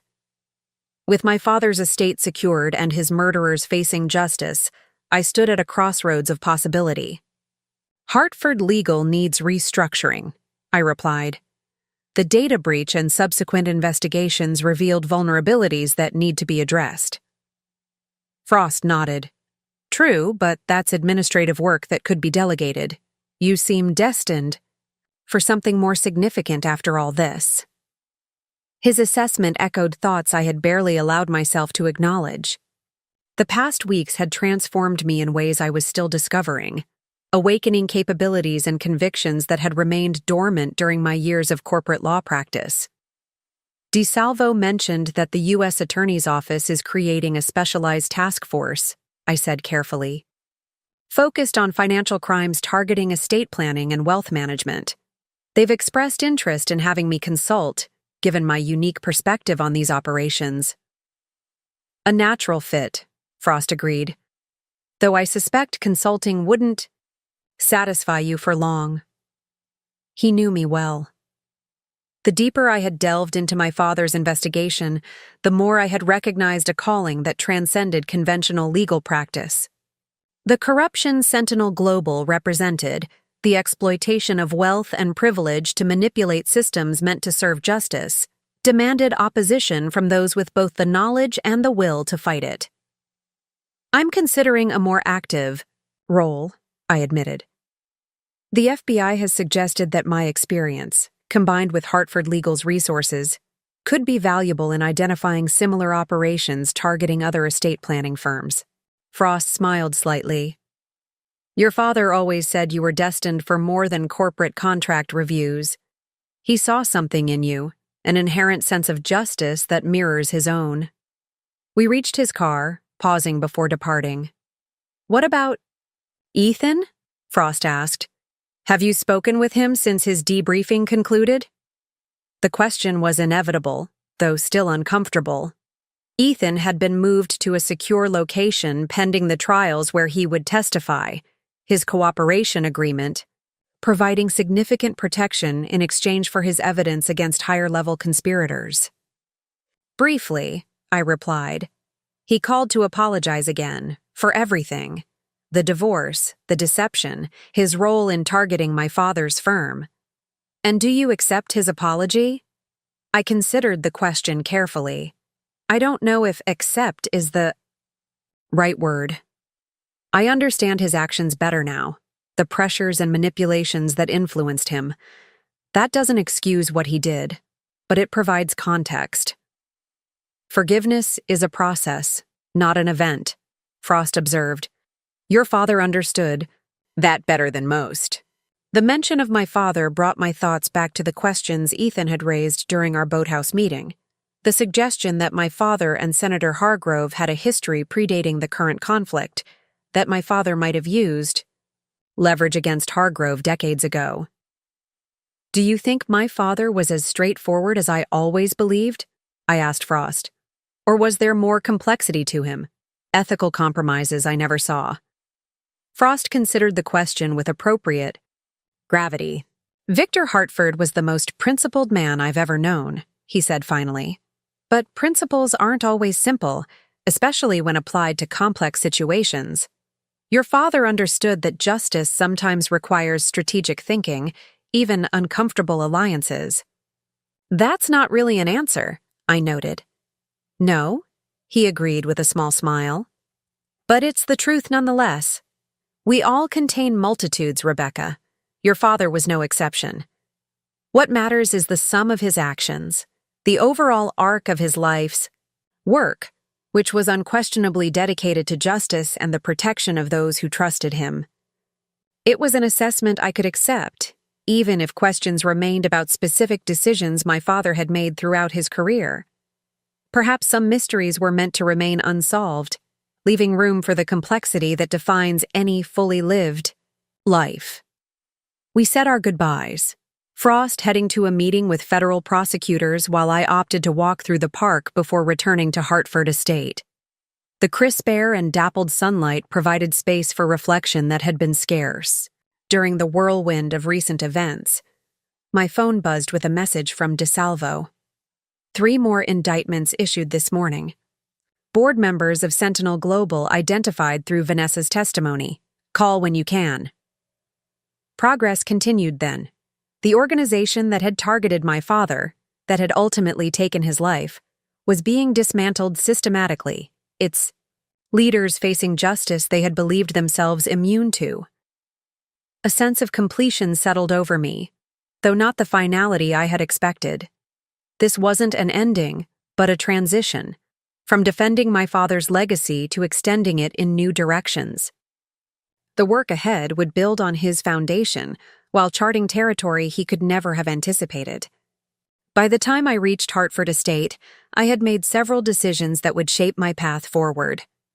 First, I would accept the U.S. Attorney's offer to join their specialized task force, lending my expertise to identifying and prosecuting operations similar to Sentinel Global.